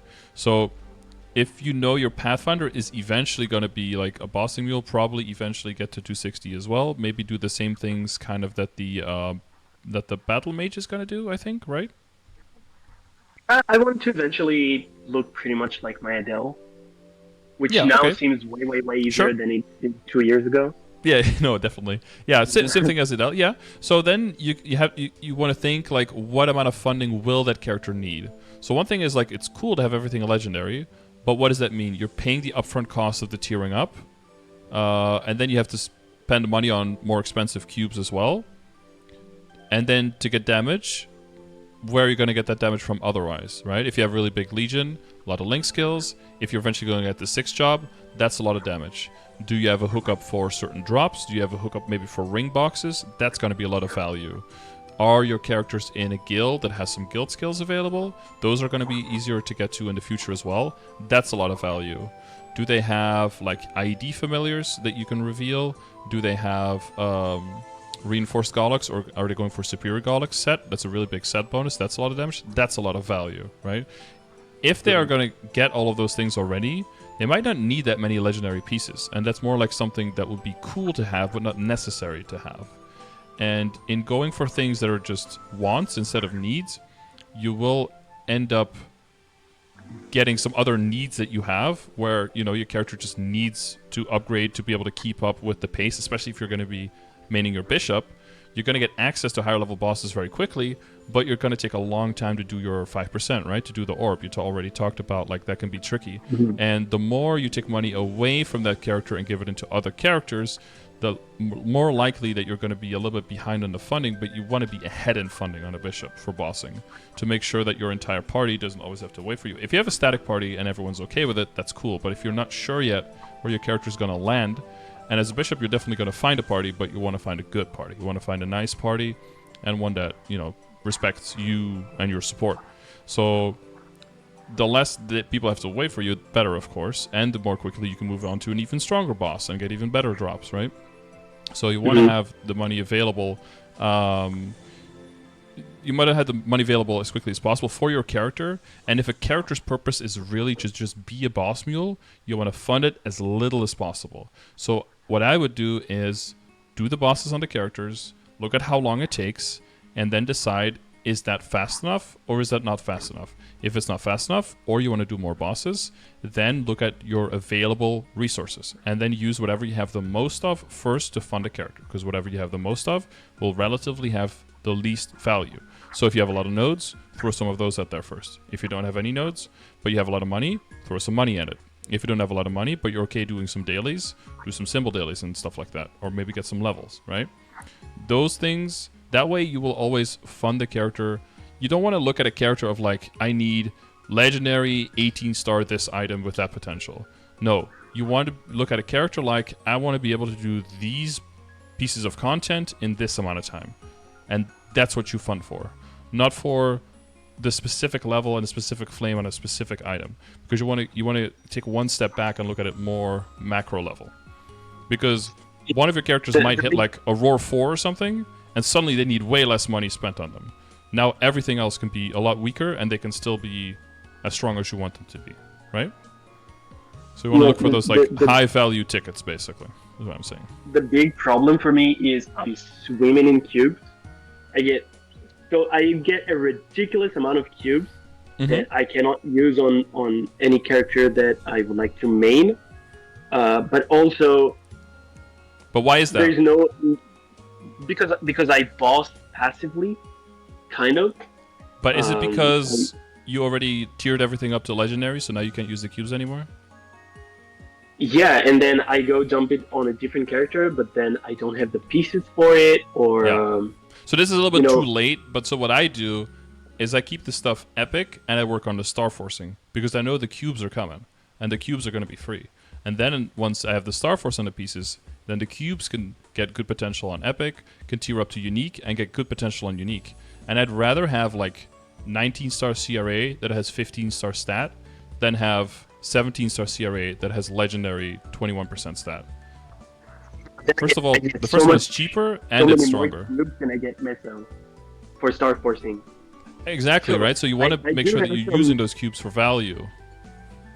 Yeah, but I do have some characters with like my Ilium, and I think it's my Fire Poison, and the Luminous, and the Lara, where I have everything unique to Legendary with no Star Force just because I had the extra cubes. Okay, that's good. And now I tiered everything up to legendary on my bishop, so I'm gonna dump a little bit of cubing on it to get 2-line, but aside from that, I have nothing to do with my cubes really. Well, that's fine. That's on different characters. Well, I'd say that's a good situation to be in, right? Rather than have a lot of things to cube and have no money to cube it with. I mean, if you could pick one of those two problems, the one you have is the better one, right? So, but there might be some projects where you're like, I could get a lot of stat on it right now, or I could save the money instead, make sure that I can use the upcoming Star Force event to make some gains there, and I can use free cubes in the meantime, and then once I have extra money or no other Star Force project to work on anymore, then I can always buy cubes. The main way you want to look at it is that cube sales are only twice a year typically, so around anniversary, mid-May, and around end of November, so like Black Friday. That's typically when cube sales are, and about a month after that, also twice a year, is usually when like MMT stuff is. So that's why we're in the MMT cycle right now after anniversary, and you can see all the days here. That's when, for specific types of items on Saturdays, you'll have double chance to tier up. But outside of that, cubing you can basically do whenever. And since you can do it whenever, you probably want to do it after you make upgrades on Star Forcing, because with Star Forcing you can boom stuff and then potentials can get stuck in traces, right? So yeah. Way in the beginning, you do some Star Forcing up to 10, that's fine. You do some potentialing, you try to get rare lines and epic lines, that's cool. You get some flames on some items that have flame advantage early on, like your boss accessory stuff. But then very quickly, you want to start looking at good potentials on weapon secondary and emblem. And then, if you want to stick with the character, you want to start working on drop and meso gear, basically. And other than that, you're just saving up all your money. Once you have to drop in a meso gear, that's when you can start getting the value from the dailies and the weeklies, and that's when you start working on the backups. And then if there's an event and you have backups, then you look at all the money you saved, and then you start working on Star Force. But everything else, all the other funding, in terms of flaming and cubing, I always just do with all the free cubes and all the free flames. It's really only like the cubing comes in if there's a sale, or if the Star Forcing is done on that character, right? If it needs 19 to do what he wants to do, and an okay potential, and I get to 19, boom, then the cubing can come in. Or I need to get to 21, then the cubing can come in. Does that make sense in terms of like the order? Yeah. And Shining Star Force also twice a year, basically around the summer and around the winter. So we already have this one, so the next one is probably going to be in like December or something. So that's what you want to just keep an eye on. And those are always announced. So Miracle Summer gets its own post, but again, that's after Cube Sale. Cube Sales get announced in Cash Up updates. So that's on Wednesdays, Cash Up updates on the websites. And Shining Star Force is part of the Sunny Sunday, so that gets announced in the patch notes under the Sunny Sunday notification. So outside of that, there's just 30% off Star Force and 5, 10, 15 for Star Force. Generally, I like 30% off most to get up to 15, and 5, 10, 15 to get past 15. Yeah. That's just because of the amount of backups that you need and the amount of booms. Mathematically, 30% off can be equally good past 20, so 21 or 22 as 5, 10, 15, or even a little bit cheaper, but only on items that you are not safeguarding. So typically like CRA or just items with a lot of backups. Maybe Black Bee Marks, maybe shields, maybe kind of treasure rings, those kind of items, maybe. But other than that, I usually wait for 5, 10, 15s just because way lower chances of booming, so lower risk of getting super unlucky. Got it. But yeah, the further you go, the more you're doing saving. And the spending that you are doing is just going to be smaller and smaller amounts. Or it's going to be bigger and bigger amounts, but it's going to be a smaller and smaller percentage of the total income that you have, basically. Okay. Yeah. Otherwise, the event comes around, and then you don't want an event to come around and have backups and no money. Because then you're like, fuck. I made bad call, because right? That's happened on 2 different Shining Star Force events where I quit, I came back. Yeah, and then Shining is like next week and you have nothing. Day after, and I fuck it up. Yeah. Well, you can't really do anything about that, but it's better to save all your money, have backups, and then blow up your backups and have money left and then cube, right? Then cube and then have backups and then only get through like 1 or 2 backups and they boom and then run out of money and then you don't know what could have been. like I said, like early on, especially if you're playing before 260, if you're on one character and everything, spending as you get it is good because otherwise you're just sitting on potential gains and leveling speed and gains that you're just not capitalizing on, right? But once you start looking at past 17, past 19 stars, you just don't want to lock in too quickly with the potentials because you get very... As soon as you go past unique, like the efficiency per meso in potentials goes way down. Again, if it's not like a cooldown hat, critical damage glove, or weapon secondary or emblem or dropper meso gear, those things have like way more value. If you're just cubing for stat, just keep stuff unique, save your money, get backups, go for star forcing first, and then you can always work on the potential a little bit later. And in the meantime, you can use all those free cubes and all those free flames that you get from all the bossing, and they can bring up your potential already really close to what they would have been in Legendary anyway. Yeah, because it's something I haven't done on my Battle Mage, for example, where I have been dumping all my cubes on side characters, and the Battle Mage has unenhanced and unpotentialed equipped. So just because I didn't want to redo items by transfer hammer. Yeah, so, do remember you have transfer hammer. So like if you do, what is those necro gloves? If those go to epic and they have some intellect on it, then you can transfer over into Muspel, and then you can transfer that into Pencilier. You can transfer that into whatever the 150 is, the root glove or the Ramaru glove, and then you can transfer that into Abzo if you want to, right? So that does at least the type of potential and stuff up to epic that can transfer over. The flame won't transfer over, but the Star Force -1 will, so you can always like bump them up and copy over for that kind of progression if you want to. But yeah, some other items. So that's like the min-maxing the further you get and the more you've done this process on characters. You'll find some pieces where you can do that, and then other pieces you probably get a Tyrant Cape, you know? And then a Tyrant Cape with an OK Flame and with an OK Potential on it, that's basically already an Abzo, so there's no rush in switching that out. But it's typically like the shoe, the glove, the shoulder, they can be like a little you know, like what do you do with this? So they can be a little bit in between. But if you have good Star Force CRA, a good weapon secondary and emblem, and you're moving into Abzo, then there's already enough damage coming into the character that you don't need to min-max your shoe and your glove on every single character. They can have like, you know, a no potential 5 flame whatever shoe, and they can still be fine. They can still have their kill speed. Especially if it's like a side character, you don't want to overfund, right? So if they can do what you want to be able to do on them, then there's no need to push. Alright, that's good advice for my Pathfinder specifically, because it's strong enough exactly to do party bossing up to hard will, hard lucid. Okay. And it's gonna need a lot of investment to get past that. And now's a good time something I was planning to do, but I probably won't now. Yeah, so I don't know if you have this yet, but I do want to reiterate like the big value. So that's guild skills, right?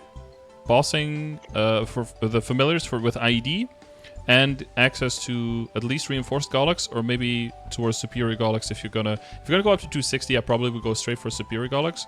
But for people who want to do like a Lotus Damien Mule or below, reinforced Galax is also really, really good value, and I would advise that. But just those 3 things will take a lot of necessary money out of the equation, because G skills alone is a huge amount of damage, and pretty much all you have to do in most guilds is maybe like 1 flag and 1 culvert. Culvert was made a lot faster because you can like auto rerun if you mess something up, and flag is only 1 lap now, so it's really fast to do those things and a lot of value for it back. So I would look into that if you don't have it already. Yeah, I've lost my my comfy spot when I left. Now I came back, no guild. Yeah, exactly. So you might have to my own guild, mule guild. Yeah. No, it's understandable. So therefore, it's also a good idea to have one character at least dedicated as a main, and the fact that it's a support and a bishop is probably in decently high demand. So don't feel afraid to like negotiate your position and be like, hey, I want to join the guild, but I have some other, you know, stronger characters that are strong boss mules, like 4 characters. Can I get a spot for that somewhere in a mule guild, for example, or maybe a public mule guild? Those exist as well. There is going to be changes in the near future, though, that make getting guild skills for low-level guilds very easy, up to like 45 skills.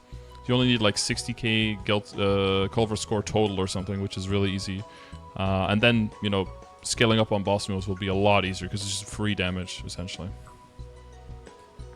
Yeah, I'm missing out for now. I think even on my Adele because I haven't done Colvert last week. They took Mm-hmm. away my G skill. Um, yeah, it's something I should be working on when I have Mm-hmm. time to socialize. You know. Mm-hmm. Um, and one last thing, which is kind of an open question I had, is I don't really find joy in solo bossing, Mm-hmm. but it's not something that I can say, I just don't like it because I don't like it because it's a big part of the game, and Mm-hmm. I think I'm missing out on something. I don't know what it is. It's gotten to a point where I log into my fire poison, which can technically go up to Lotus and Damien, because I've put enough node stones, I've cubed some of the items, I've done one Star Force event to like what is like 15 or 16 or whatever. Mm-hmm. Um, but I don't do Lotus and Damien because I don't blow them up immediately. You know what I Mm-hmm. mean? Like I feel like I'm missing out on something. So do share your thoughts on solo bossing. Yeah, I like knowing if I can kill a boss personally, so I'm okay with doing like a struggle run or like a bunch of runs until I get it clear. But then once I know how hard it is, I might not want to run the boss at all again until I know that I'm way stronger and I can do it faster. I think for most people there's like a hard cap of 15 minutes per boss. Like for the hardest bosses you could get access to, I don't think anyone wants to really spend longer than that, or most people don't want to spend longer than that in one boss fight because it's just like soul crushing kind of thing. Especially if you have so much things to do and you have 3 jobs, right? Like there's other things that you can have going on if you want to have something of a social life. But some people like the absolute struggle. You know, like you said, like you like the struggle runs with like a bunch of people, but just not by yourself. The thing is, you have to. I think you have to want the gains for the character. So, if a character, it might be a not being in tune with, or just not valuing enough what you get out of doing the solo with the boss, and that means that you just don't think it's worth your time, and then it's hard to find enjoyment in it. Do you think it's more? It could be more that, or is it just the bossing itself that is just not enjoyable if you're soloing? No, I do enjoy the bossing itself. I just Mm-hmm. feel like I can go into my fire poison. Even my Pathfinder can probably do easy lucid, easy will. Mm-hmm. Um, but and I'll survive for the 29 minutes. Okay. Mm-hmm. But I just don't feel like I'm getting anything out of it except for some finger exercise. I don't know. Well, easy lucid, easy will is basically just boss crystal value, right? Because you don't get progress towards arcanes. Normal lucid, normal will, you start working towards arcanes, so then you get weekly progress there. So that'll be the big value, and then you have a small chance with the ring boxes, right? So that's kind of like. Yeah. So maybe The it works to just same make a for list of like what is the value of every boss even, and is it something that your character needs or not? You know. Yeah, because for the fire poison, and maybe the Ilium when I level it up eventually at some point during an event or whatever. Mm-hmm. My Lara, my Lumi, they can easily go up to Lotus Damien, Mm-hmm. but you don't really get anything out of it except for what is the 100 mil. So it's Mm-hmm. technically more efficient to grind during that time. Yeah, you're looking at the scalability, right? Like how much do you want to grind, and the expenses, the upgrades are only going to get more expensive, right? So you want to be able to sustain your account with mostly bossing, right? Because you don't like grinding as much. So you will have to gear up more and more characters. But it might be the case that you're maybe gearing up too many characters at the same time. And if you spread your progress over too many characters, it can feel like none of them are making any. That could Yeah, be what's it's happening. probably Whereas that because if you just focus on like 1 or 2 or maybe 3 at the most, and focus on those, and then once they get like really close to where you want them, then you can divert a lot of your attention like to the next characters maybe. So you can feel that that steady progress more, rather than that you're just doing chores everywhere, because you know in the grand scheme of things it's necessary, but then you can't really feel the fruits of your labor, right? Yeah. Also, I think it might be that some of the bosses, like Lotus, up to Lotus and Damien, I've done hundreds of times. Mm-hmm. And then you look at Veracilla, I've done it like twice on my Adele. Mm-hmm. So the newer bosses feel more exciting, even though there is stuff to gain from the lower level bosses. Yeah, I get what you mean. I mean, or at least I think so. It doesn't necessarily suck to do the boss again, but it sucks to do the boss slowly again. Yeah, exactly. Yeah. So what I try to do is throw some resources on this character, like the fire poison. I've Mm-hmm. thrown hundreds of nodes that I shouldn't have. You know, Mm-hmm. it's level, what is it, like 220 something, 225. Mm-hmm. Hundreds of nodes. I don't really need them to do my dailies, right? Yeah. I try to blow stuff up just to not do the same thing over and over again. And what about your like IRL friends? And are they in like a guild? Can I introduce you? Because I think like just having a bigger network of people to do some stuff together with, I think can alleviate that a lot, right? Because there's so many people in the same situation as you, as where they're working on some bossing characters, and they've already gone through the whole thing once or twice or 3 times. They don't want to have to like start getting the damage of being able to duo or trio Lotus and Damien on every single character in their account. They just want to do some fast runs and just because you're just doing that for the progress. You're not getting any kind of real big ass engagement and satisfaction out of doing Damien for the 500th time. But there's always a lot of people like that, right? Have you tried using like the boss menu, or I think just like finding a guild where people are just constantly doing runs, you can just like tag along, or you can say like, hey, does anyone want to do a normal Lotus on some shitter characters? So my IRL friends are far, like in the deep 280s, and I usually join them on boss mules for whatever. Sometimes I don't do the 5%, but I do enjoy the struggle. The struggle to get 5%, not to clear. Yeah. Okay.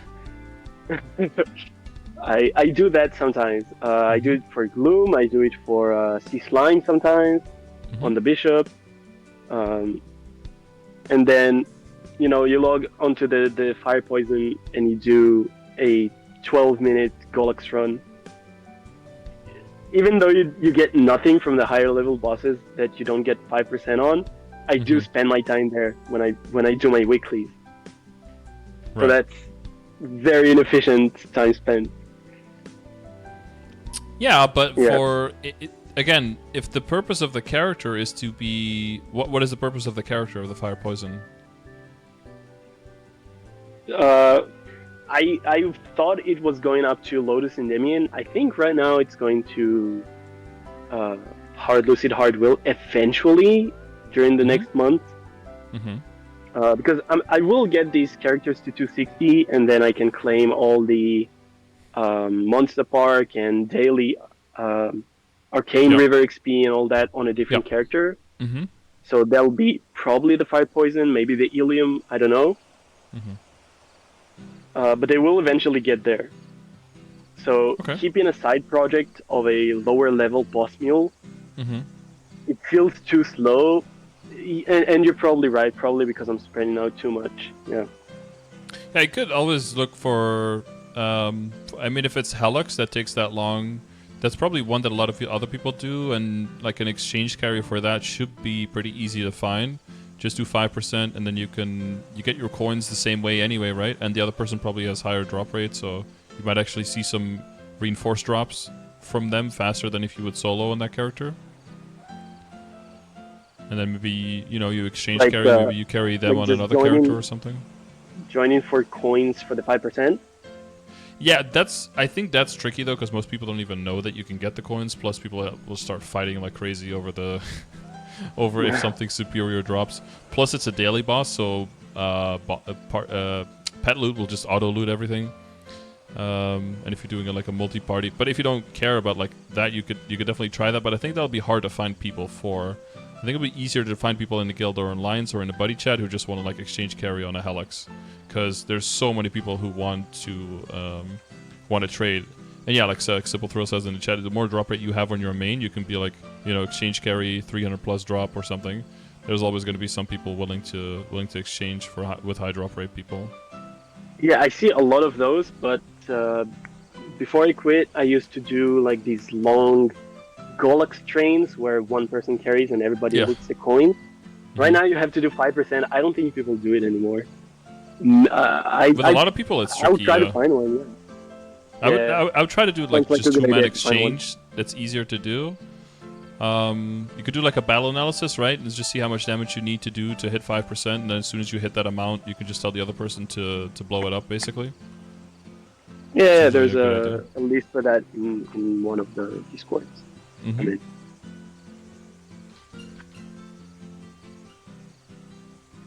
Part 3 is 9%. Oh yeah, maybe the other guy just kills phase 1 and 2 unless you kill the crystal by yourself.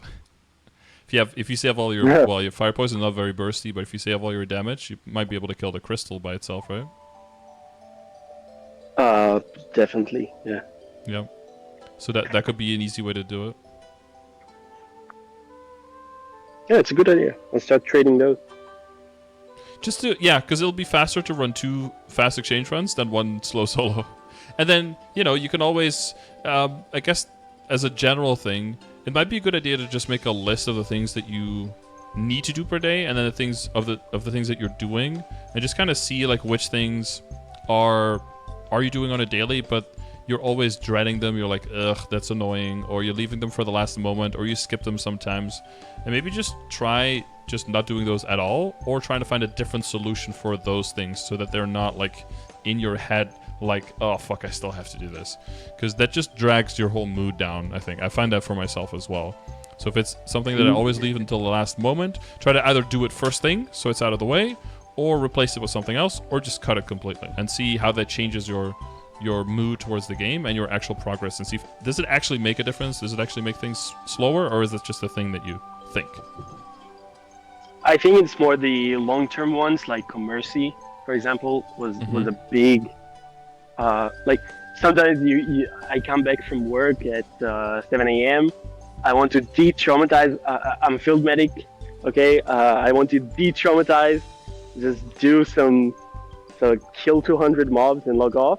Mm-hmm. And I dropped out Commercy. I dropped out like a bunch of stuff, up to the point where I swim in XP coupons and I don't use them.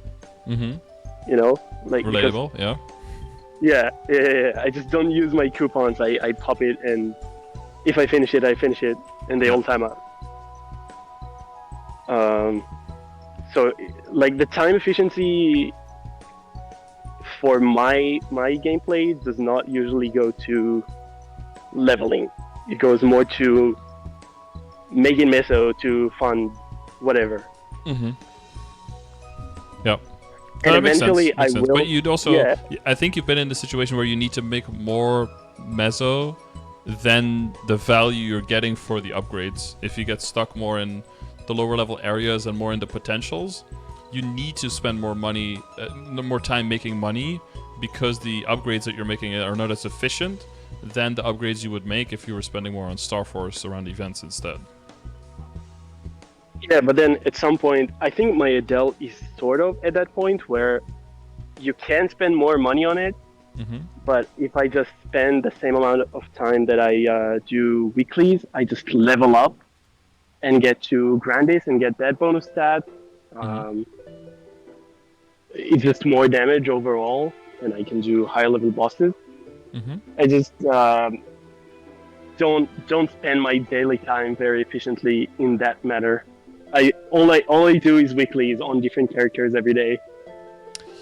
Yeah, I've kind of rolled into that myself. Looking at it, that I'm basically on average doing like 2 hours of weeklies per character per day, per day. Yeah, and then like half an hour training, and then some other stuff, and then kind of like locks up everything.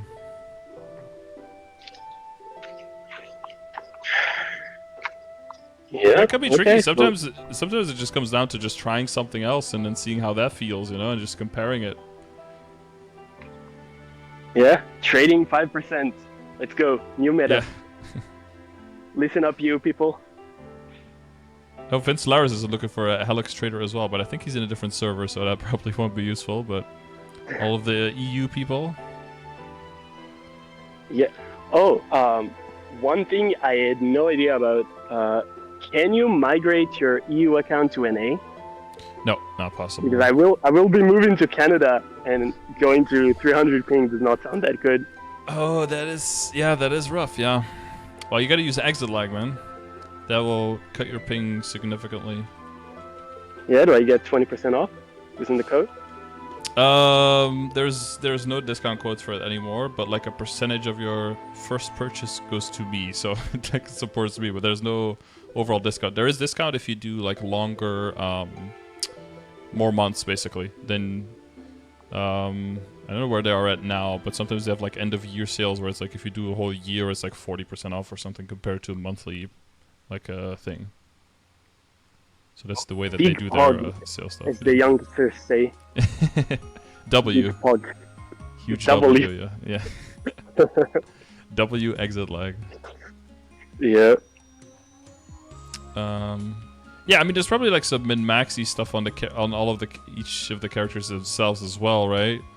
Like I think your emblem on the Adele, and you think of a little bit too much there's ID a lot here, of but cubing. There's the emblem. There's the secondary. It has way too much ID because I have Legion and Lynx now. Mm-hmm. And I've leveled up, so I do have hyperstats now. There's the glove. It doesn't have crit damage on it. Mm-hmm. The bishop has everything legendary with no stats from the last Cuban event. Mm-hmm.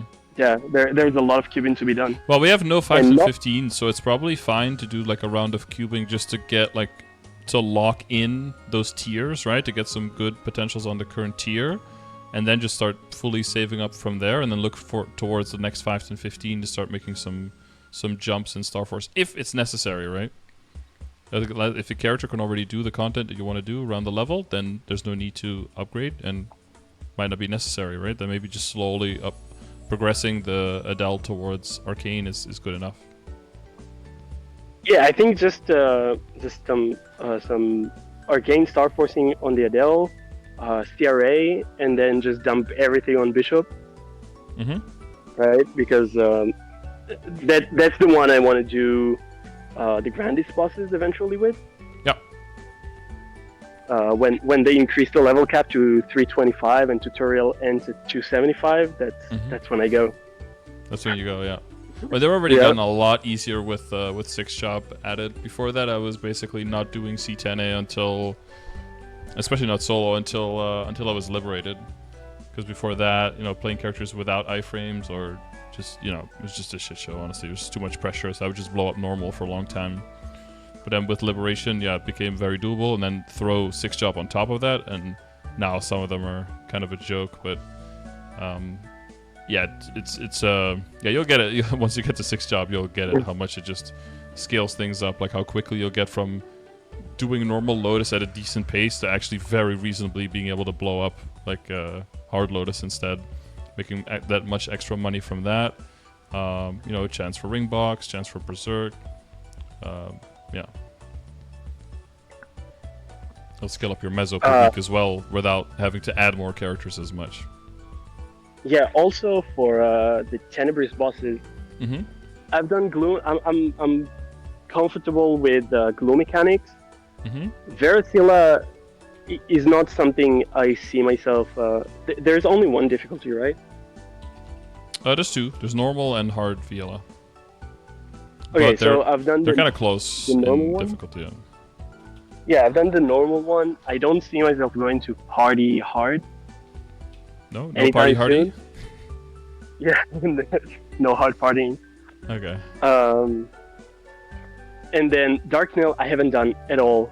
And now I'm getting 3 to 4 characters up to Black Mage requirement level. And I know level does not mean much anymore, but is it possible to start liberating on 5% bishop? It's possible to Or, start liberating on 0%. You just need to clear. Huh. The event item always drops even if you hit 0%, so we call that red dotting. If there's a BM run that you can access, all you have to do is survive. If you can survive and you can red dot, you can start liberation process the day you start. You get to 255 basically. That's what I'm doing on my characters now. Basically rushing 255, start lib, and then slowly work them up from 255 to 260. Because the first like 4 months, the quests are really, really simple. And you can do those very easily. And once you start getting to Hard Lotus and Hard Damien, it gets quite a bit trickier. But if by that time you can work your way into better funding and towards 6th job, then Hard Lotus and Hard Damien are no problem either. The things that will start getting trickier is Hard Lucid and Hard Will, but starting from those bosses, you can start duoing them for the liberation if you want to. So you can duo these bosses, and then there is some only some Lucid, challenges, right? Will, and Vihela. Only those last 3. You can do the rest. You have to solo. And then you lib, and then you finish. Yeah. So every step basically is you have to kill 1 black mage and do 1 challenge boss, and then if you do both of them, you get to the next chapter, and then you have to do the same thing again. So in total, you kill the black mage 8 times, and you do 8 challenges. And for the challenges, can you be as weak as you are when you get the event item from black mage? So you're talking about like the seal Genesis weapon, or? Yeah, I'm talking like if you want to liberate a character and you say you can red dot it, because I thought you need the 5%, but now I'm thinking event items always drop, carried, so even if you have 0%. Carried or traded throughout the entire liberation process, including the quest. So yeah, the quest you have to solo up until Hard Will, and then you can duo them. So you have to be at least strong enough to do Hard Lotus solo with 20% damage, final damage loss, and do Hard Damien solo in, I think, only up to, is it up to 20 minutes, or did they get rid of that requirement? Something like that. I think up to 20 minutes instead of up to 30 minutes. If you could do those, if you get to enough funding to be able to do that solo, then you can liberate, but remember, if you liberate with do liberation quests with 2 people, then your damage is cut in half. So the other person is going to have to do way more damage. Like for Will, it'll still be easier with 2 people than with 1, because you'll have 2 people, and P3 is typically kind of tricky to not web out. So if you have 2 people, you can easily clean up the webs, and you can be in P3 for way longer and survive, and that'll make the clear better. For Lucid, you'll still have to both contribute damage, but if you're a support, then, you benediction them, then you can definitely, if the other person is stronger, they can definitely carry harder. And, if the other one is a Night Lord, for example, then you can still burst out a P3 even if they do half their damage. The Vihela duo will be, you definitely will need some practice, but now you're talking about something at least 7 up to 8 months in the future, so you'll have a lot of months of practicing the boss on multiple characters and getting a lot better at the mechanics before then. Oh, it's 5 lives for Hard Damien instead of 10, yeah. Which is, yeah. Oh, that's it? Okay. Yeah. We're good. Yeah, that's so not a big deal. the mechanics for Gloom are very simple. And for Hila, I think I've got good grasp of it, but I need some practice. And for Dark Nail and Black Mage, I have no idea. Yeah, Gloom is pretty straightforward. You just have to know the messages, right, when it opens up, and then for Sea Gloom, there's an extra double open at 70%, at 40%, and at 15% HP. So if you go past those thresholds, then it automatically opens up again back to back. So that's a good thing to know whether or not you're going to pop your burst or maybe hold it a little bit, right? And for Darknell now is in the future is going to be made a little bit easier because there's a lot of balls falling, just like in Gloom. In Gloom, they remove the balls falling in Darkness, and in Darknell, they're just going to remove them completely. So no more seals and stuns and weakens and all that stuff. That part is going to be gone, so the whole boss fight is going to be made a lot more simple for Darknell.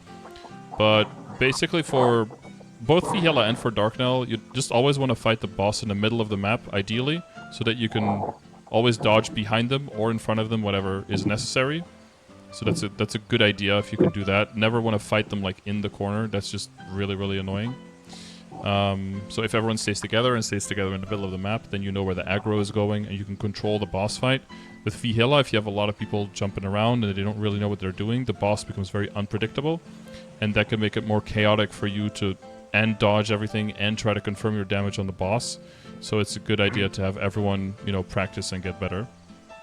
No, for Hila, we one time we did random jumping around and somehow cleared it. It was a very long run, and then I think it was the first run that we did, we just cornered on the right side, and no one left the corner except to catch strings. Yeah, it's possible that works, but if you do that with like random people, then you're really rolling the dice. It could go horribly wrong if you're not strong enough, and people start like failing out, or there's a big poison cloud in the corner, and people have to get out of the corner, and then they don't know the patterns, and then they start catching a lot of strings. That you can die out in Vihila without dying. So that's the tricky part. Yeah. No, it was my same thing in Black Mage. You can also die out without dying. So it's can be a rough boss fight. Black Mage seems like I know that for the damage requirement right now it seems kind of irrelevant, but for the mechanics, when you're struggling, it is on a different level than the bosses have been doing up until now. Yeah, it's like all the bosses that you have done now, a little bit like you're fighting all of them at the same time, basically, in P3. It's like the boss has so many patterns, I imagine it's much easier, like grass is greener on the neighbor, whatever. I imagine it's easier to find practice parties in NA than it is on EU, because there's just probably very few people playing. It sometimes does feel like a dead server. So you get high burn maps everywhere. You said 80%. I've never seen 80% unpopular map before. It's always 100. Yeah. But is there a way I can practice? Because I know you have a tool for will that somebody made. Yeah. There's a little one for Black Mage as well. Very useful. Yeah, there's one for Black Mage as well with like basically the kick simulator for P3. P3 is the hardest part. So P1 it's all about just like timing the bind correctly, getting the two statues to be bound on top of each other, and then just bursting them down. Because then you basically do double damage, like you're doing Sea Clown essentially, right? Like you're hitting both of them. So P1, like as long as you have the setup right, and you give benediction even if you're not hitting yourself, like you're gonna get out of P1 very quickly if you have the damage. P2 is like intimidating at first, but you can get a lot better at very quickly. So you'll very quickly get to the understanding of, now I need to rush through the corner and go up and blink. You'll start using blink and the will skills and the cleansing skills a lot more for the curses, for the curse system. But basically the main thing you want to learn is like which attack, if it hits you, gives you which color curse. That's what you want to learn. And just imagine that you're pretty much always going to get hit by something that gives you the dark curse. So you just want to really know what gives white curse and dodge those things. And then the things that give you black curse, those aren't as scary. That'll just be damage. So that's like, you can mitigate that. But you want to dodge the things that are like one-shot kills, like the big FMAs and stuff like that, and the things that give you white curse. Those are the most important things to avoid. But yeah, P2 you can get through decently quickly. It's just about communicating properly, and after a while, there are technically timers for everything, but after just a few practice runs, you'll very quickly start getting a feel for, this attack and this attack always happen together, or this attack, it's like there's a large cooldown in between, or this attack can happen all the time, and you always need to be careful for this one. And that like passive feeling for it, that starts building pretty quickly for P2. P3 is just the hardest, because he can constantly kick you, and then when he kicks you, you get out of range, you get stunned for a little bit, he gives you the white curse, which is a scary one, and if you have one of the curse and you get hit by an attack that gives you the other curse, then you lose a life without actually dying. But also you take more damage, so you can also die, and then you lose 2 lives in one go. And then you can very quickly like lose a curse death, lose a double life, and suddenly 4 lives are gone. That can happen. So it's all about prevention and by being safe and not greeding for damage, basically. In the beginning, the biggest thing that goes wrong is people are like, they overestimate like how much damage they can do and how much time they have, and then you get kicked into a laser, you get beamed. Now you're out of range, out of range of the boss. And now instead of using the regular lasers that are very weak and easy to dodge and that don't hit you very hard, now the super lasers, which overlap, give you a bad pattern and kill you. And then that causes other people to jump away to try to dodge those. They jump into other things, or they now go out of range. Now that creates even more super lasers, right? And then you get like a cycle of bad shit happening. So it's all about prevention and about just being cautious, being safe, and staying on top of the boss, staying in the right position, and not jumping all over the place, essentially. Okay, so assuming I do have access to higher level carries, like in this sort of area, yeah, more for the experience than for the actual boss rewards, right? Yeah. Well, and the progress, Gloom, right? The sooner you can start progressing towards Black Mage, right? The liberation, the faster you can start contributing in the process. But it's an 8-month process, so you just the earlier you can start that, the better, probably. Yeah, because it's something I used to work towards on my Adele, and it seemed very, very far away, and I was like, gotta grind the wheel, Now it seems very close on multiple characters. Just need to spend some money, and they're there. But in Gloom, you can fuck up your party through darkness. In Hila, you can take out lives, right? Yep. Are there similar patterns where you can fuck up the run for the others in Dark Knell? Well, I would say getting the boss into the corner is probably not desirable. Because then you have to fight right on top of them. And then if he does... there's... Many bosses have things that can kind of still hit you on the map, but they can be technically off-map. So there are for Dark Knell, there are these big red meteors that come in, but they come in diagonally. So they will be able to just suddenly come out of the corner and hit you. And then if they do, it's quite a lot of damage, and you just don't want the boss to be in the corner because everything will stack together, and then you always have to jump out to damage him and then jump back in. It's better to fight him in the middle because then you can just go behind him and or in front of him, wherever is the safe spot. You just have more options. But for Dark Knell, a lot of times, instead of just jumping away, very far away, sometimes and in general for Tenebris and beyond, what becomes the better option to dodge things is actually to go up, like up jump, into float, up, into blink up. That kind of stuff becomes way more the go-to, because it's not as, fucking up the test and hard will kind of thing. It's more like making the boss unpredictable will make people miss, will make people have to reposition, will make people frustrated, right? So if you go vertically, the boss stays in the same spot, like he has a big dive. If you jump away, he can dive into the other corner. Or if you go up vertically and he dives, he just dives in the same spot. And that makes the boss fight just more calm, like he's not going all over the place, essentially. So yeah, use your verticality, I would say. That I think that's a big advice, yeah. Yeah, noted. And then I had some thought about some of the tankier classes, like Mihail, Paladin, Shade. I don't know if there are any more of those. How tanky do they get in these situations? Zero is also very tanky. Zero, Blaster maybe? Yeah, I don't know. Blaster, sure, yeah.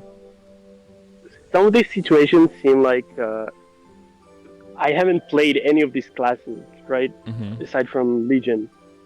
Some of these situations seem like they're not very tanky at all. Is that a thing still? Well, I think what I would see as the main question always is the tankiness functionally usable? So like being able to survive a certain hit is cool, but would it be just as easy to just dodge it? Like, does it really have any added value? So the main thing, if you're looking at like a Mihal's tankiness, the main reason why Mihal has that tankiness is because that way it can stay on top of the boss, stay close, and keep damaging. and that's where it gets part of its damage. It needs to play around the immunity and be immune to everything so that you can stay and keep doing damage. Because if you don't, you have to jump away, you lose a lot of DPS, right? So there comes damage from the utility, from the survivability. There are definitely some boss fights where your utility technically works but isn't necessary, because if you just get better at dodging, you don't ever really need to rely on it. But there are some boss fights, especially if you're doing solo or like very long boss fights, or you're doing end game content where you're really trying to stretch what is, within the limits of possibility for parties to do, that you can get to a point where if you just don't have certain levels of survivability, you just can't make it at all.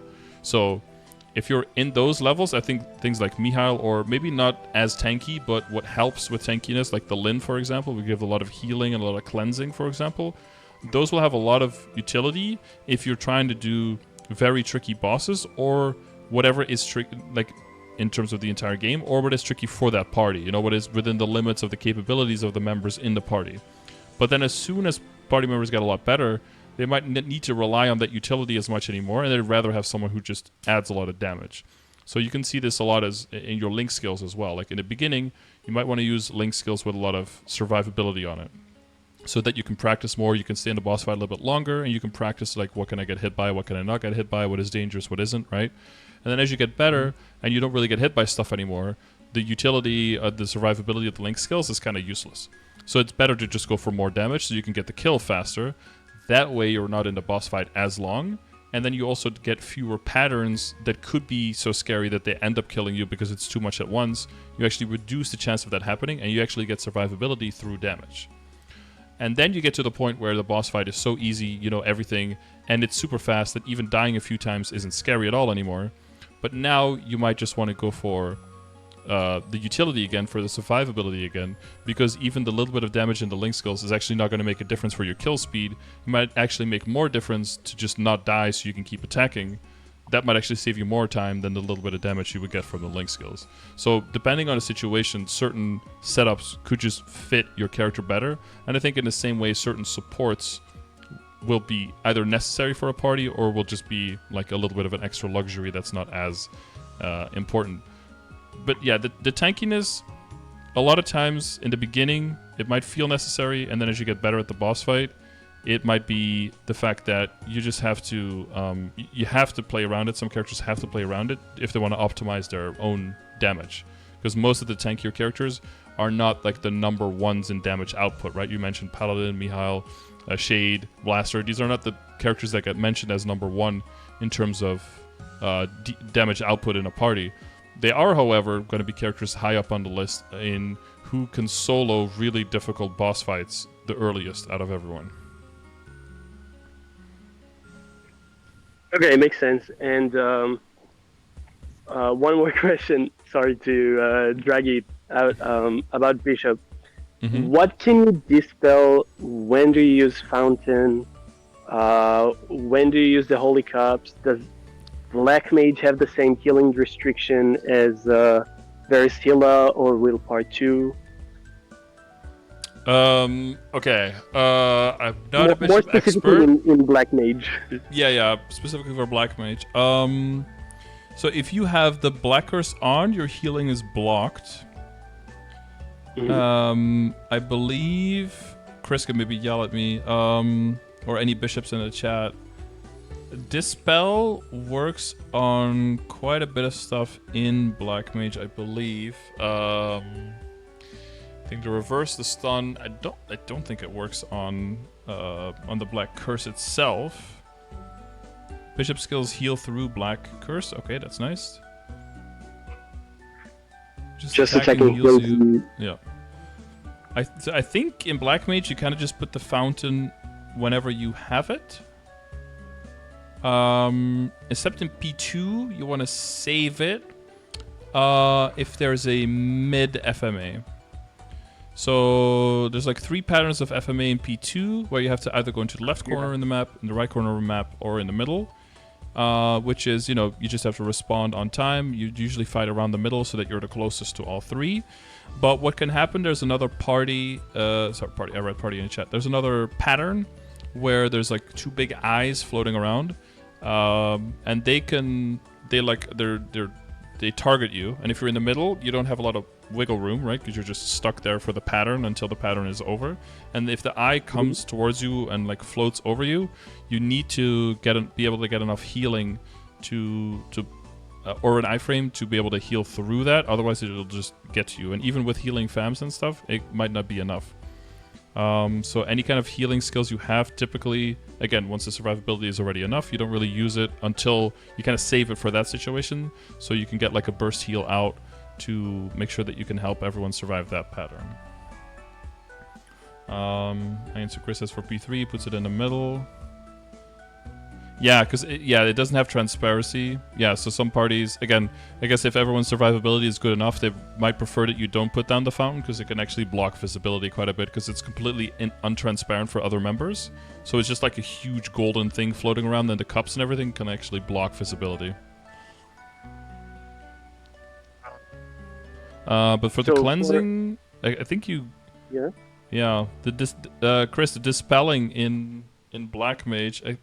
I guess you have, can it dispel the blind in P2?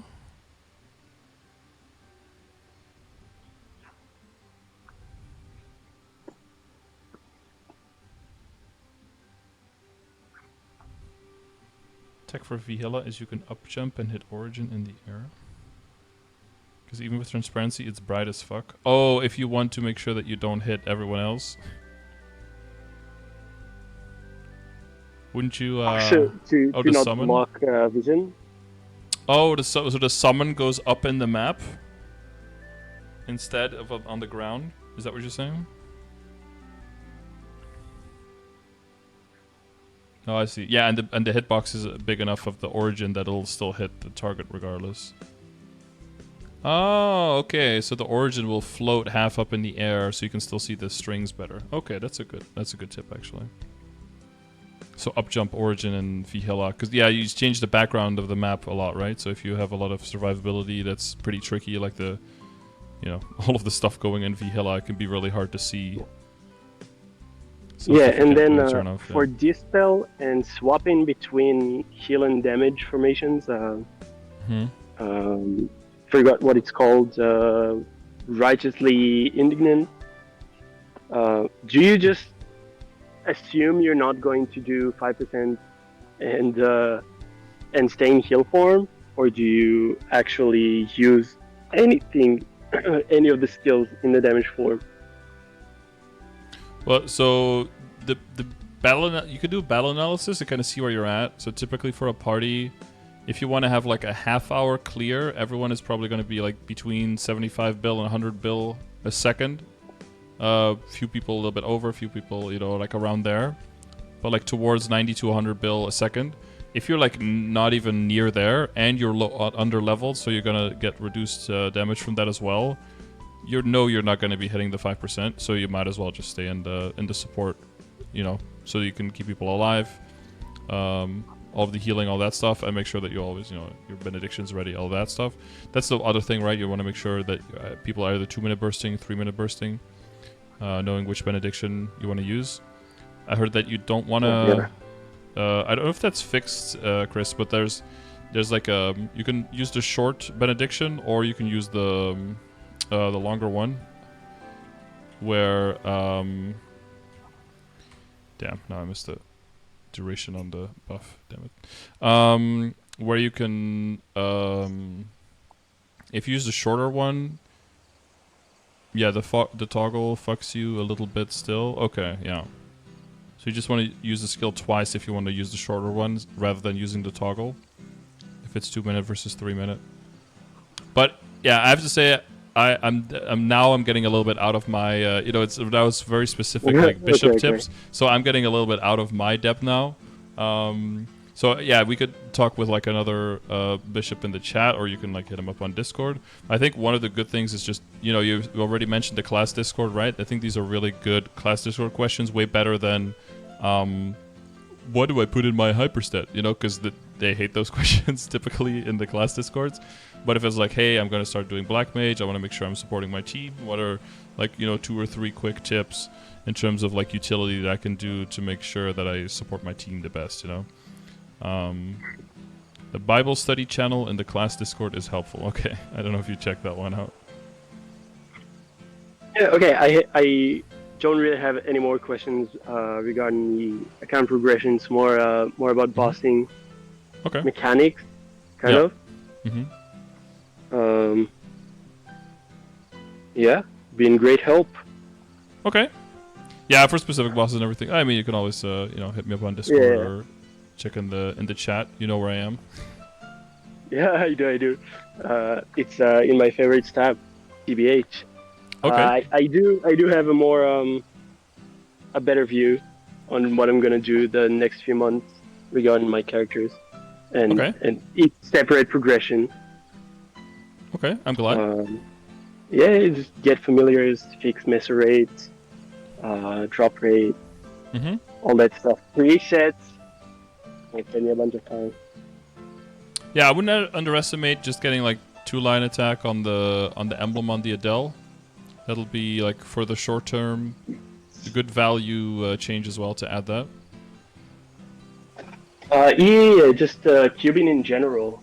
There's a bunch of cubing on both characters. Yep. And then later on, the Battle Mage, Pathfinder, they all need some cubing and not much star forcing. For the immediate. Yeah, exactly. Term. Immediate. And then after that, it's only star forcing probably forever. That's usually how it goes, yeah. All right. Yeah. Any last question? I guess you're looking for a guild in EU, in Solus? Yeah, sure. Hit me up. Simulation 12, not gonna name change for at least 2 days. Hit me up. We have a chronic name changer in our midst. I haven't name changed once, and I have a bunch of names saved up, and I just haven't picked the right one yet. But I think I do have one. You've got some good names, I think. You've got like Disposition, Theology, Opiate. You know, you got some. Yeah, those are old names. They're all Tool songs. Band Tool. I do have Harmonic for my Bishop. I do have Sonnet. I think it's kind of cool for the Wind Archer. I have Wolf. I wanted to save it for Iran, but it's getting reworked, and I'm not liking it so far. It does not seem like my class anymore. That used to be my old name. Gotcha. Like Big Bang Main, yeah. Yeah, I liked it when it came out, even though the combo system back then was a little tricky. But no, that was fucked. The combo system. I like the current Iran. I wanted to make a boss and mule out of it eventually. Gotta see what they do with the rework. I've seen the previews, but you gotta play it to feel it. Exactly. Yeah. It's one thing to see what is gonna happen to it, but until you have personal hands-on experience, it's hard to say whether you're gonna like it or not, right? Okay. Well, I wish you the best of luck with everything. Yeah, likewise. Thank you very much. Yep, you're welcome. And I'll see you around. Yes. Have a good one. Bye-bye. Yeah, for sure. Bye-bye. All right, cool. So if you are in a similar position or you have had similar questions, hopefully there were a few things in this session that helped you out. And if you would like one of these sessions as well, check the description of the video or watch my stream over at Twitch. And as a subscriber, you can just request these with the channel points from just watching the stream very cheap. Or you can buy a session. Prices are available or under !coaching over in Twitch chat. Or wait for the monthly somewhere at the end of next week probably. I'll make another post on YouTube and you can put your name in the hat, as you say it. And I will draw 2 random winners that will get a session with me. And then we could do the same thing, or you could talk about other stuff. You could talk way more about bosses. You could talk about whatever. You have the time available, and we'll go over whatever you need. You need to go over to make sure that you have a better idea of what you want to go, where you want to go in the game, and what you want to do. So, yes, just like those commands, all the other commands here that we went over, all of these are available through the Twitch chat as well. They're available for everyone, so feel free to come over to twitch.tv/Scardor And in the chat, even when I'm offline, you can use all of these at your disposal. EU player, yes, it was a European player. Exclamation mark commands has the list of all of the available commands, so feel free to use these. If you see anything that you have any questions on, let me know. I stream every day, so you can always ask me for clarification, or you can hit me up through Discord or through Twitter or X or whatever you want to call it. Like, I'm available for all of these media, so if you need anything, let me know. Thanks for watching the video. Enjoy another video, or see you on the next one, or see you live over at Twitch. Thanks for watching.